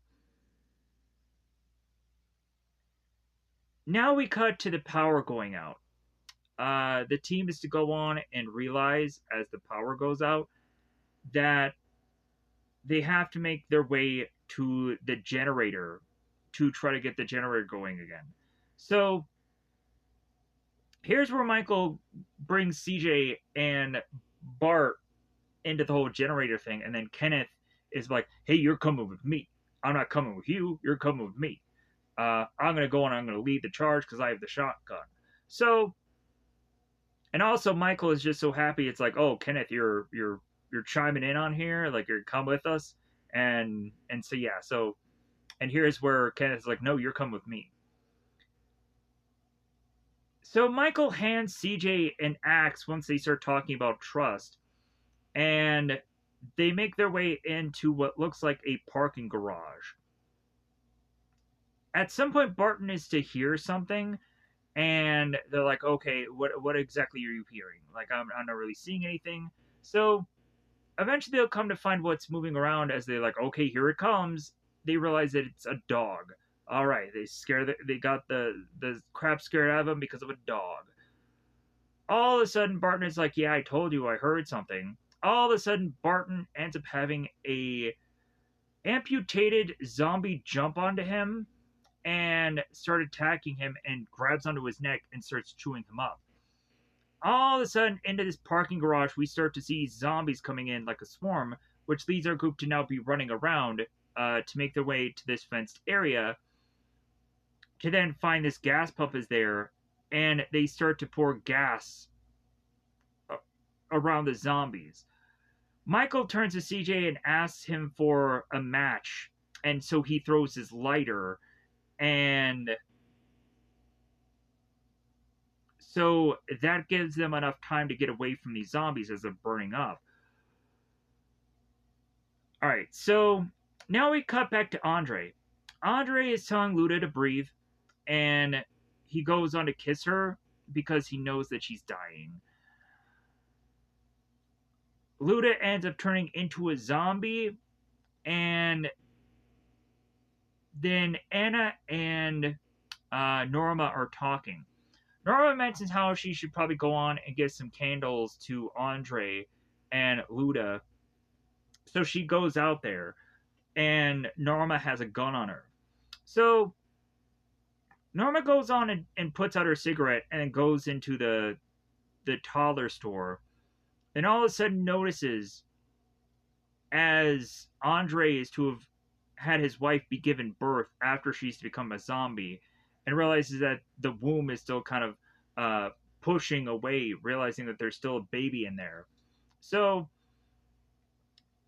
Norma goes into the toddler store, looks around, realizes that Luda is a zombie, whips out a gun, and Andre is turning to Norma. It's like, you're turning a gun on my family? On my wife? How dare you? So Norma goes on to fire on Luda, and Andre pulls a gun on Norma, and the two of them start firing off and killing one another. So everybody is to hear the gunfire, and so they run to the store to see what happened. So as everybody scrambles to make their way to the toddler store, and they see that Norma is still alive, they ask her what happened. So Norma tries to explain with blood spoiling out of her mouth about what happened. And then they start to look around, and they see that there is a baby in Andre's hand. And so as they go on and they shove away the towels to see if the baby is okay, we come to find that the baby is a zombie. They have to shoot the baby in the head. They have to kill the baby. R.I.P. baby. Too bad we couldn't name you with an African or Russian name. I'm sorry. I hate to break it to you, baby. It just didn't come out. It just didn't pan out. So now they have a funeral service for the people who just died. And they didn't have a funeral service before. They just hucked the bodies before. Now they're doing a funeral service for these people. So they were turning to Glenn, hoping that he'll go on and he'll say something because he worked at a church. And Glenn is like, oh no, like, I just did that as a job. I don't believe in God, so I'm not going to say anything on behalf of these people. It's not the right thing to do. So he walks away. Kenneth ends up going on and saying, well, you know, in the past I've gone on in the military and places, like, I've gone on to people and explained to them, like, how their family members have died. And so, like, I've gone on to say something that I didn't really believe to them. And so what Kenneth does believe now is that these people who died don't have it as bad as the people that are still alive here, waiting to die. That, if anything, now he's realizing that this is the time for them to realize they need to get the fuck out of here. That they need to leave, or otherwise they're waiting to die. So Kenneth is going on and telling everybody, hey, we need to get out of here, and we need to get out of here now. So they start to concoct a plan with everybody that Michael makes up the plan of, like, well, hey, when we were in that parking garage, I had seen two big buses. I don't know if I confused it with trucks in this thing. I probably very much did. So I'll say buses this time around. So Michael goes on and talks about how these buses could get uh, reconfigured and could get souped up and could eventually have them be able to get out of the mall with them. And they're like, okay, that's a great plan, but where do we go with these buses? Like, where could we go? And Steve goes on and mentions, like, well, hey, what the heck? How about we go on and how about we just take my boat and we just leave for some island, some uncharted island somewhere where nobody's there? Maybe we'll do that. And they're like, you know what? That actually is actually a pretty good plan. And CJ is like, wait a minute, hold on, because CJ is back with the rest of the group. So CJ goes on to say, wait a minute, you guys all want to go on and plan to go and get out of here, get on some boat and get to some island that you don't know is going to exist. And that's your plan? And they're like, yep. And CJ's like, all right, I'm all for it. Like, I'm in. So they start customizing the buses. And at one point, CJ is looking at this big propane gas tank thing. And so they start souping up the trucks, and so they talk about how much ammo that they have, and they hope that wherever they're going, they won't have to use many rounds because they don't have much left. So funny enough, Steve is to, of course, not be the person that is helping at all, and Anna calls him out on it. So all of a sudden, Nicole and Terry realize that Chip is missing, and so they call out for him because I think Tucker does this whole like whistle thing. So Terry comes back and like, okay, all right, so Terry's back now, or Terry's back now. Chip is back now. So Kenneth holds a sign that says 5 more days, and Andy holds up a sign that says hungry, hungry. He's hungry. He give him a ham dinner. Give him a 4-course meal. Yeah, go on and give him some Uber Eats. Like send him out there. Yeah, like I'm sure they'll figure out some way to be able to go on and give Andy a meal, right? Just order out for pizza, Andy. You'll be fine. It's okay. If anything, credit is useless in the zombie apocalypse. Just order pizza. You know, they'll come soon. So now Kenneth has to go on and explain to the rest of the group that now they are going to pick up Andy because of how useful he is and how a good shot he is. But if they go to him, they realize that he's going to be hungry. He's going to be starving. He's going to need help. So they have to figure out how to help him out. But also, Michael and Anna are in the car or in the bus, and Michael is going on and waving this chainsaw on the outside of the bus, like, "Hey, yeah, I figured a way that we can have this little gap in the bus, so that way we can have these chainsaws come in and cut down any zombies that start to crawl on the bus." And Michael and so Anna looks at Michael. It's like, "Wow, that's the most romantic thing I've ever seen." And Michael's like, "Hey, I'm trying. I'm trying to just be helpful." The two of them kiss. They're on the bus together, making out, having a good time. So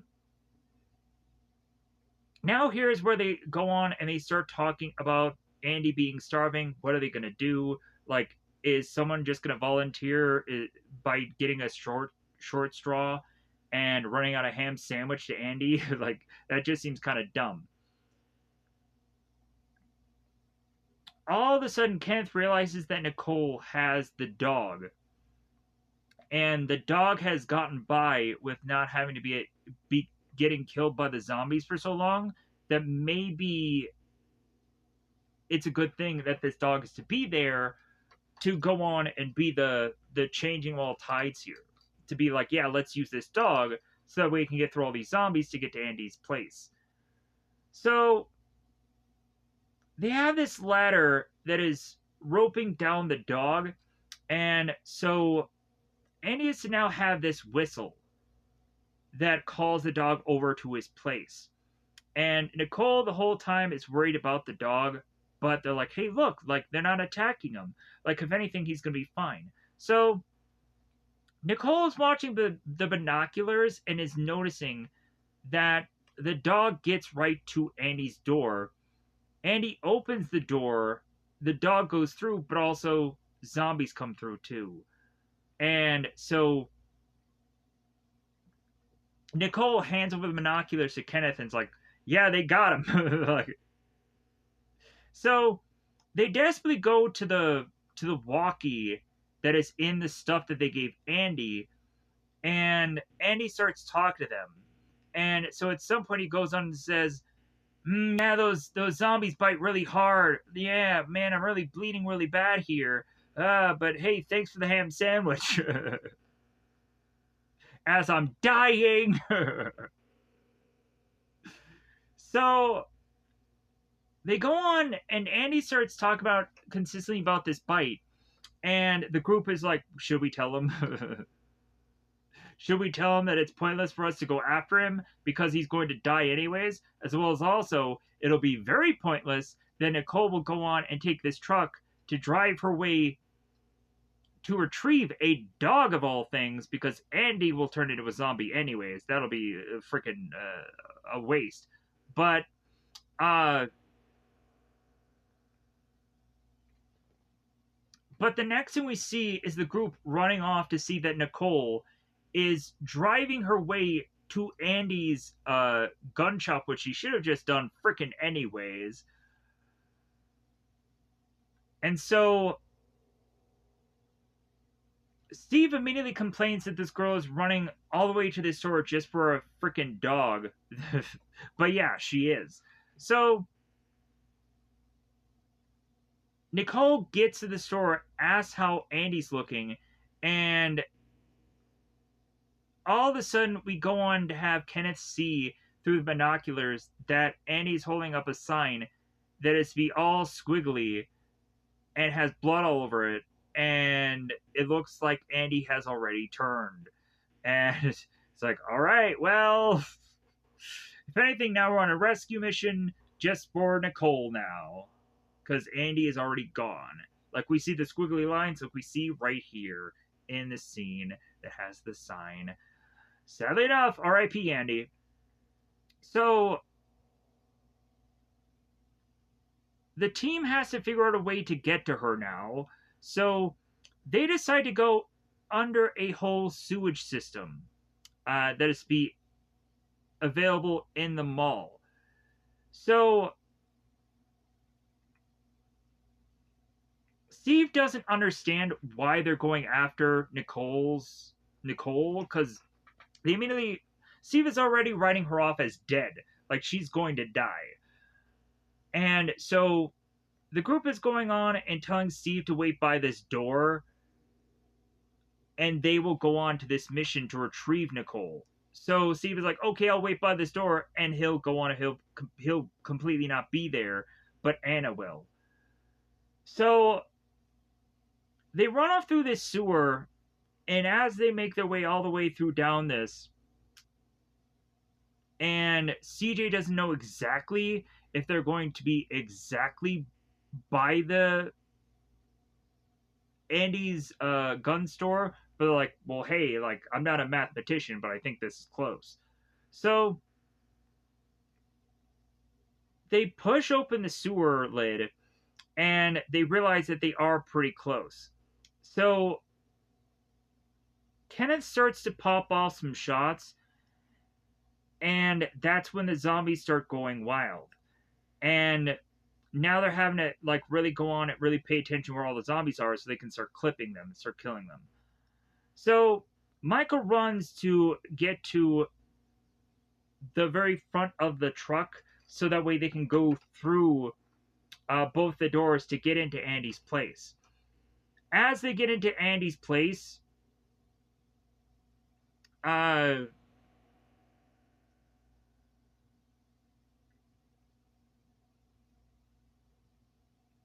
uh, um, There's a bunch of firing going off here, and so as everybody goes into or in through the truck, I think Kenneth is the last one. They make their way into Andy's place, and they're slowly but surely making their way to Andy. Kenneth is to be the one that has to put a bullet in Andy because of all the time they spent together. It's story-wise to be the best course of action here. So Kenneth sees Andy, says, "I'm sorry, brother," and he shoots him. They open the place where Nicole is stuck at, and they free her, and everybody starts to get ammo, and we have CJ that is getting on the rooftop, throwing this propane tank, so that way they can destroy a good chunk of the zombies that are kind of scattering around near that place.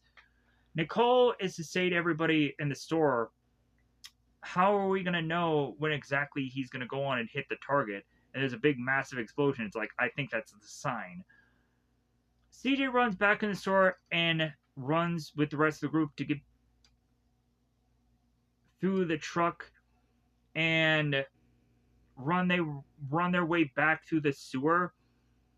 Tucker, that is also with the group here, falls down the sewer and breaks his leg, to where CJ has to then grab Tucker, drag him through the sewer, and have Tucker be firing off shots at all these zombies. At some point, the zombies start to get onto Tucker, and then Tucker pleads to CJ to shoot him in the head to kill him.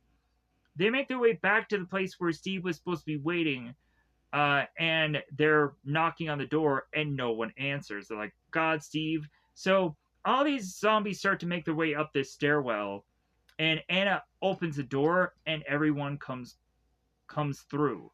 So now at this point, everybody is running to get to the elevator, so that way they can get to the parking garage, so that way they can get the heck out of there at this point.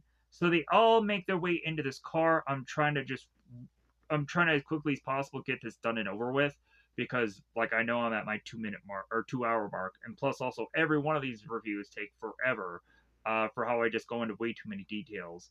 But if anything, this is honestly very hard to do, this review, but also like I think I probably did this way quicker at some point before, because I didn't go through all of the details. I really skimmed through a lot of stuff.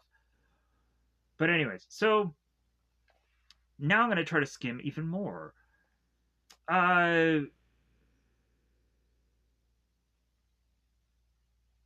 The bus is going through, and at some point, the zombies are trying to tip the bus over.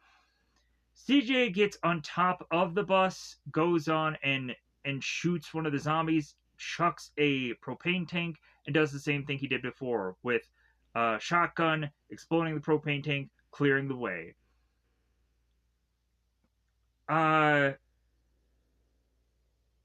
They continue to drive off, and at some point, everybody's pushing Kenneth to drive faster, to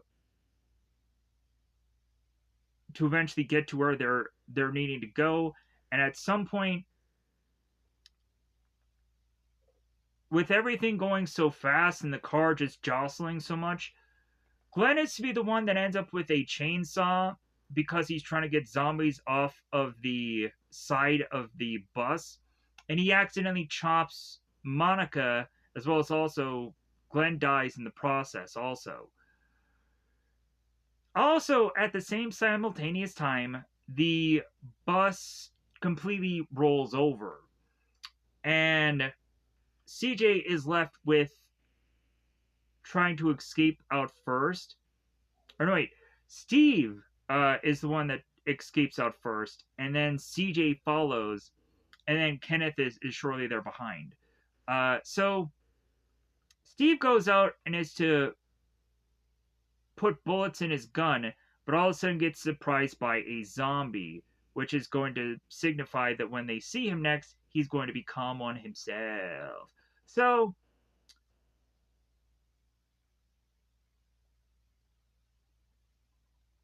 Kenneth is pulling stuff out, and Anna is checking on the bus, and she realizes that, yeah, the rest of the people in the bus are dead. So now we see Steve, who is a full-on zombie. Anna whips out her gun, shoots him. Kenneth's like, damn. And then they run their way off to try to make their way to the pier.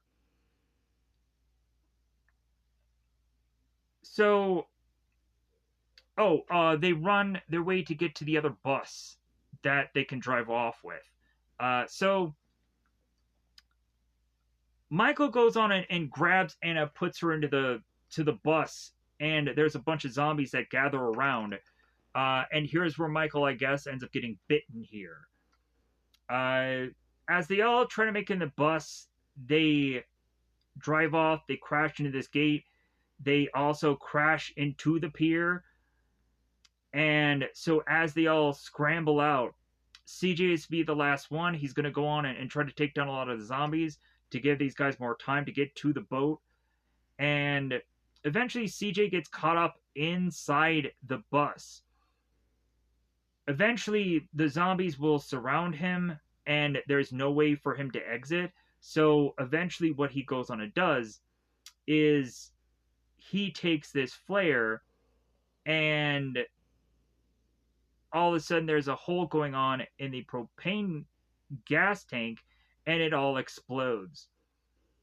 So now everybody starts to figure out where the boat is, and everybody starts to get on it. As Michael is letting everybody else get on the boat, and Anna's like, okay, Michael, now you get on the boat. And he's like, yeah, I can't. And she's like, what are you talking about? And he shows that he's been bitten. So Anna's like, no, you can come with us. Like, I can help you. And Michael's like, no, you can't. So Kenneth goes on and asks Michael, it's like, well, what are you going to do? And Michael's like, I don't know, maybe I'll just enjoy the sunset, and maybe I'll just put a bullet in my head as you boat off because there's nothing else I can do. So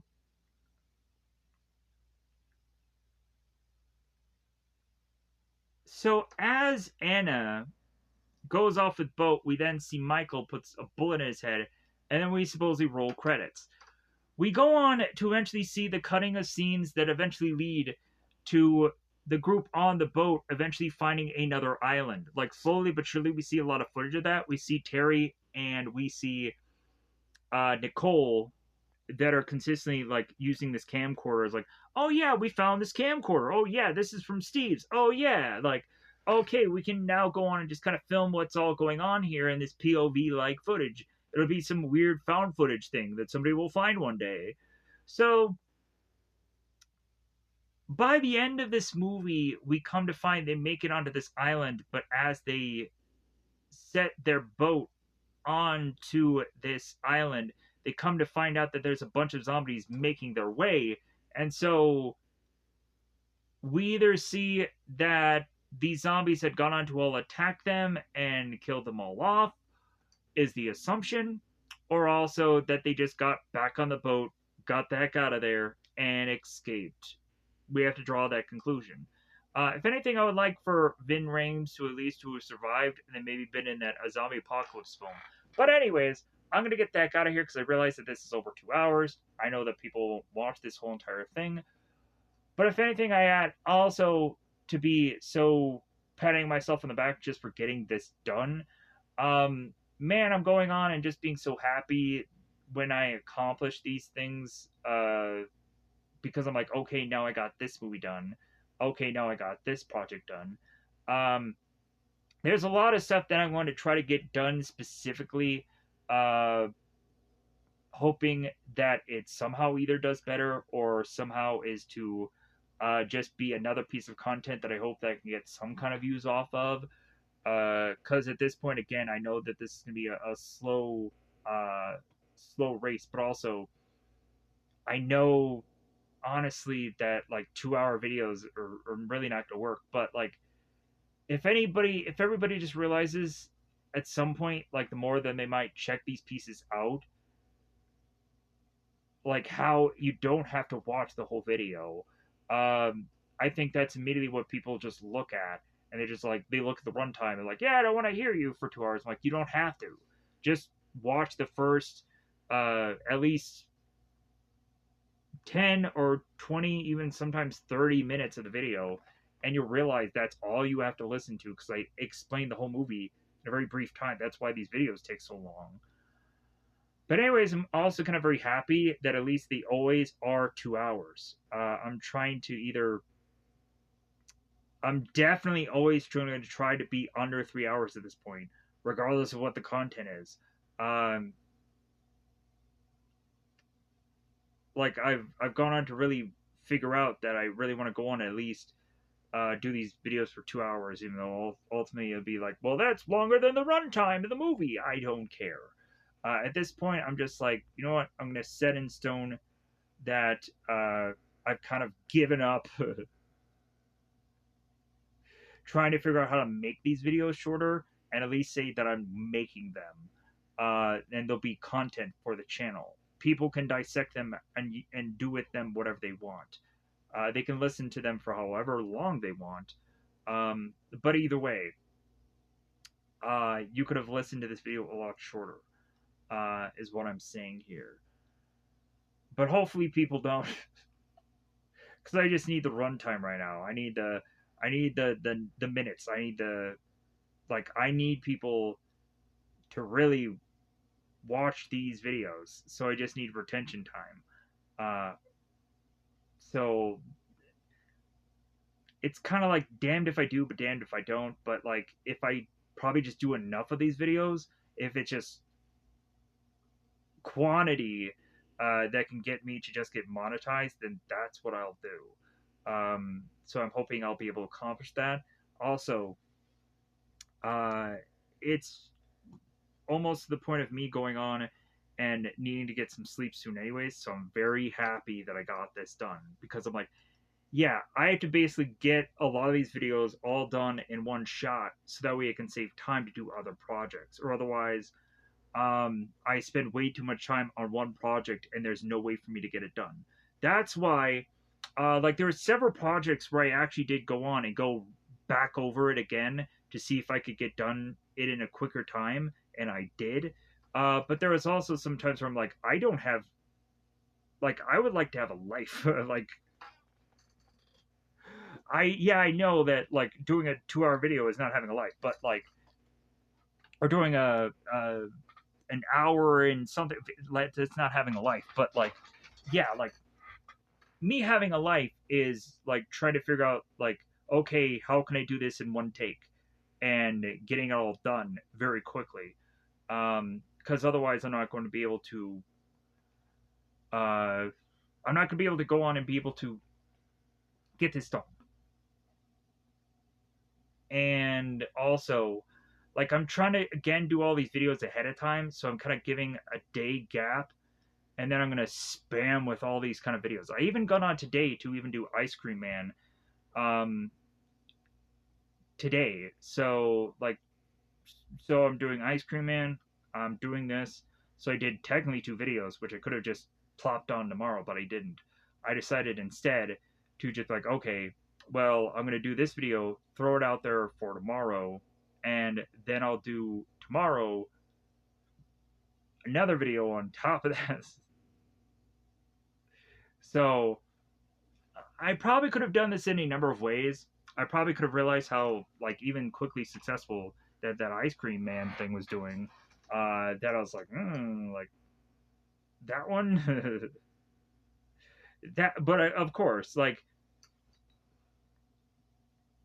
it's always funny for YouTube. Like the one that I hated doing the most, the one that I hated, that's the one that everyone tunes into. Like the shortest video, like the one that was sick, the one that was the fattest, the one that was like everything. Like that's the one you tune into. Like that's the thing that just sucks about uh doing YouTube, and like the worst possible look of me is the one that does the best. Like at some point also when I did this channel or the other channel, originally like I was always just very like fat and very like I didn't look good. Um And now that I've gone into at least get into almost like a healthy range, um, to actually look decent enough in thumbnails and stuff like that. But even that, I still probably look fat. Um, yeah, like it's to really just go on and always just be like, well, yeah, I just never look good enough. Like, I just don't do the video good enough because this was like the 35th take, and this is finally the one where I locked in and could get it done. So, yeah, so there's there's always a point where it's just like, man, I hate the fact that like on the last channel that I had, like the most popular videos were the ones where I was the most overweight and probably had those videos were the most unappealing, but they were the most popular ones. So if anybody were to have found any of the more recent ones, then they'd be like, wow, like this guy looks very different. Because, yeah, all of the popular ones were ones that I looked the worst. The setups were the worst. Like, so now that's the reason why, like, when I wanted to go on and redo this channel, I'm like, I'm not copying and pasting anything uh, from past videos. Like, it would be good to have some kind of library of stuff, and I still feel tempted to want to figure out how I can go on and do that. But really, also, like, if I just do enough videos, I'll have a library anyways. So I just need to just do more videos at some point. Just do crazy amounts of them and then be able to just kind of keep up with what I'm doing and kind of keep a set schedule. Because this time around, I'm actually doing a set schedule because I didn't do that before. Um, I'm being more organized than I was before because if anything, I would always just kind of think of stuff at the last minute to do. This time, I'm like, okay, I'm setting up these movies, I'm setting up these projects, and hoping that I'm going to be in the best mood to want to do them. If not, then it's like if I start fighting against it, then it's like okay, I need to try to just like what is that I want for that day that'll get me to get this project done. Because yeah, like that was the biggest problem of before was just me having to just kind of do things that just kind of like it had to fit. It had to fit a perfect day of, and now I can go on it and try to do anything. So it's nice. Anyways, I'm gonna get the heck out of here because this is all workshop stuff. There's a lot of stuff that people probably won't care about. But it's also me being me and me saying that like I hope this time around I'm gonna go on and somehow figure out a way uh, to be better at this. Because I still don't feel like I'm good at it. Um, but also I feel like if I just do enough videos, if I do twice as much work as I did before, like my hope is I just want to get to the same number that I was when I was leaving that last channel. If I could do that fairly soon, if I could be at those kind of minute or hour numbers or whatever that was saying on that other analytics thing of my like if I can match that very soon, then what do I need that other channel for? Like I have a bigger subscriber channel and I've worked my ass off to get right back to where I was with that other channel with even fewer videos technically because of just the reviews. Uh but I know that I do have a lot of video game stuff still lingering around, but like I don't know, like I'm kind of scared about getting rid of those. I know a lot of the videos are kind of just stupid, but I'm kind of just concerned about getting rid of them because I'm like, I don't have a library, I don't have enough videos, so that's why I'm kind of keeping the older videos around, even though I was tempted to just delete all of them. Um, there was honestly some playthroughs that are honestly kind of one of a kind things, as well as also there's just some stuff that I just feel that I just don't really want to give up. Um, like specifically some like the Ghostbuster video game things that I covered, or um, just some of the stuff that like really I did have a lot of fun playing. Um, Maybe I made a little bit of mistakes of deleting too much, and I deleted some of those things. But anyways, um, I think also the stuff that I kind of kept were things that were like kind of pop culture stuff. But I also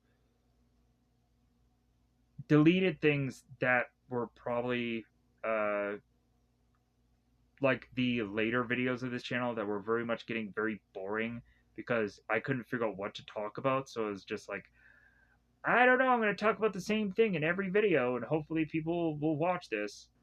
That's what I was doing in a lot of my reviews. Or a lot of my reviews? No. A lot of um, my video game commentary. So it was getting kind of boring, obviously. But people somehow, for whatever reason, kept watching. So I appreciate it.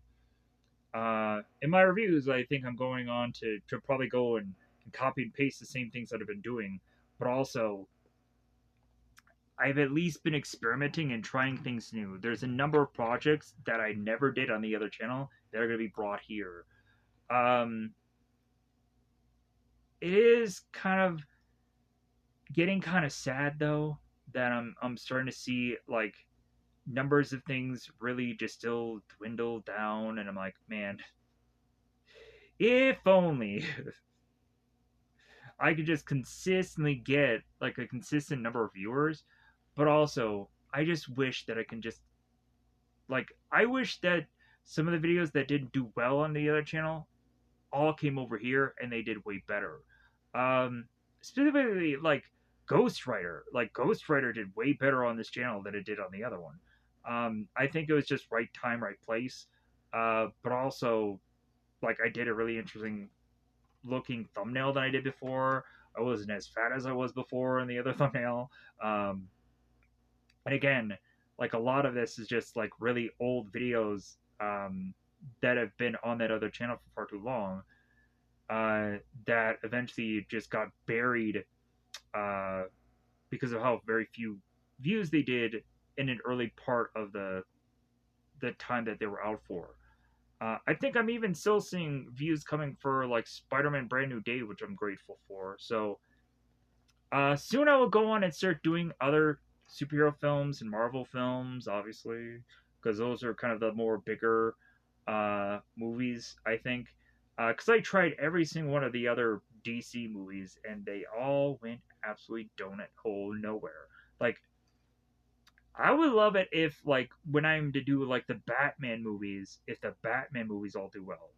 Um, but for some odd reason, they just don't. Like, I think too many people have done them at this point. So it's surprising when I go on and I do well in any kind of superhero things. But maybe the title will change. I have no idea. I should leave so that we can get this video out, and also, well, get it uploaded, but not out until you see it out. I'm loving planning ahead. Even though also I just feel like I'm always doing videos. I have no downtime. I have like violence, whip them out. But yeah, uh, like I hope to figure out some way to adjust that. Maybe what I could do is I can figure out a way to have two videos already done to be put out on the day that I'm actually working on them. So by the time that I actually upload all these, I'll have that free day to do nothing, and then I can just work out and do my cardio and have a free day. Um, but I'm also kind of getting worried that maybe I'll injure myself again. Because I just stacked so many injuries, um, just because of just how endlessly I just wasn't taking time off. I wasn't taking time away. Every day I was doing something, and then also like I would have too many projects going on, to where I just get overwhelmed.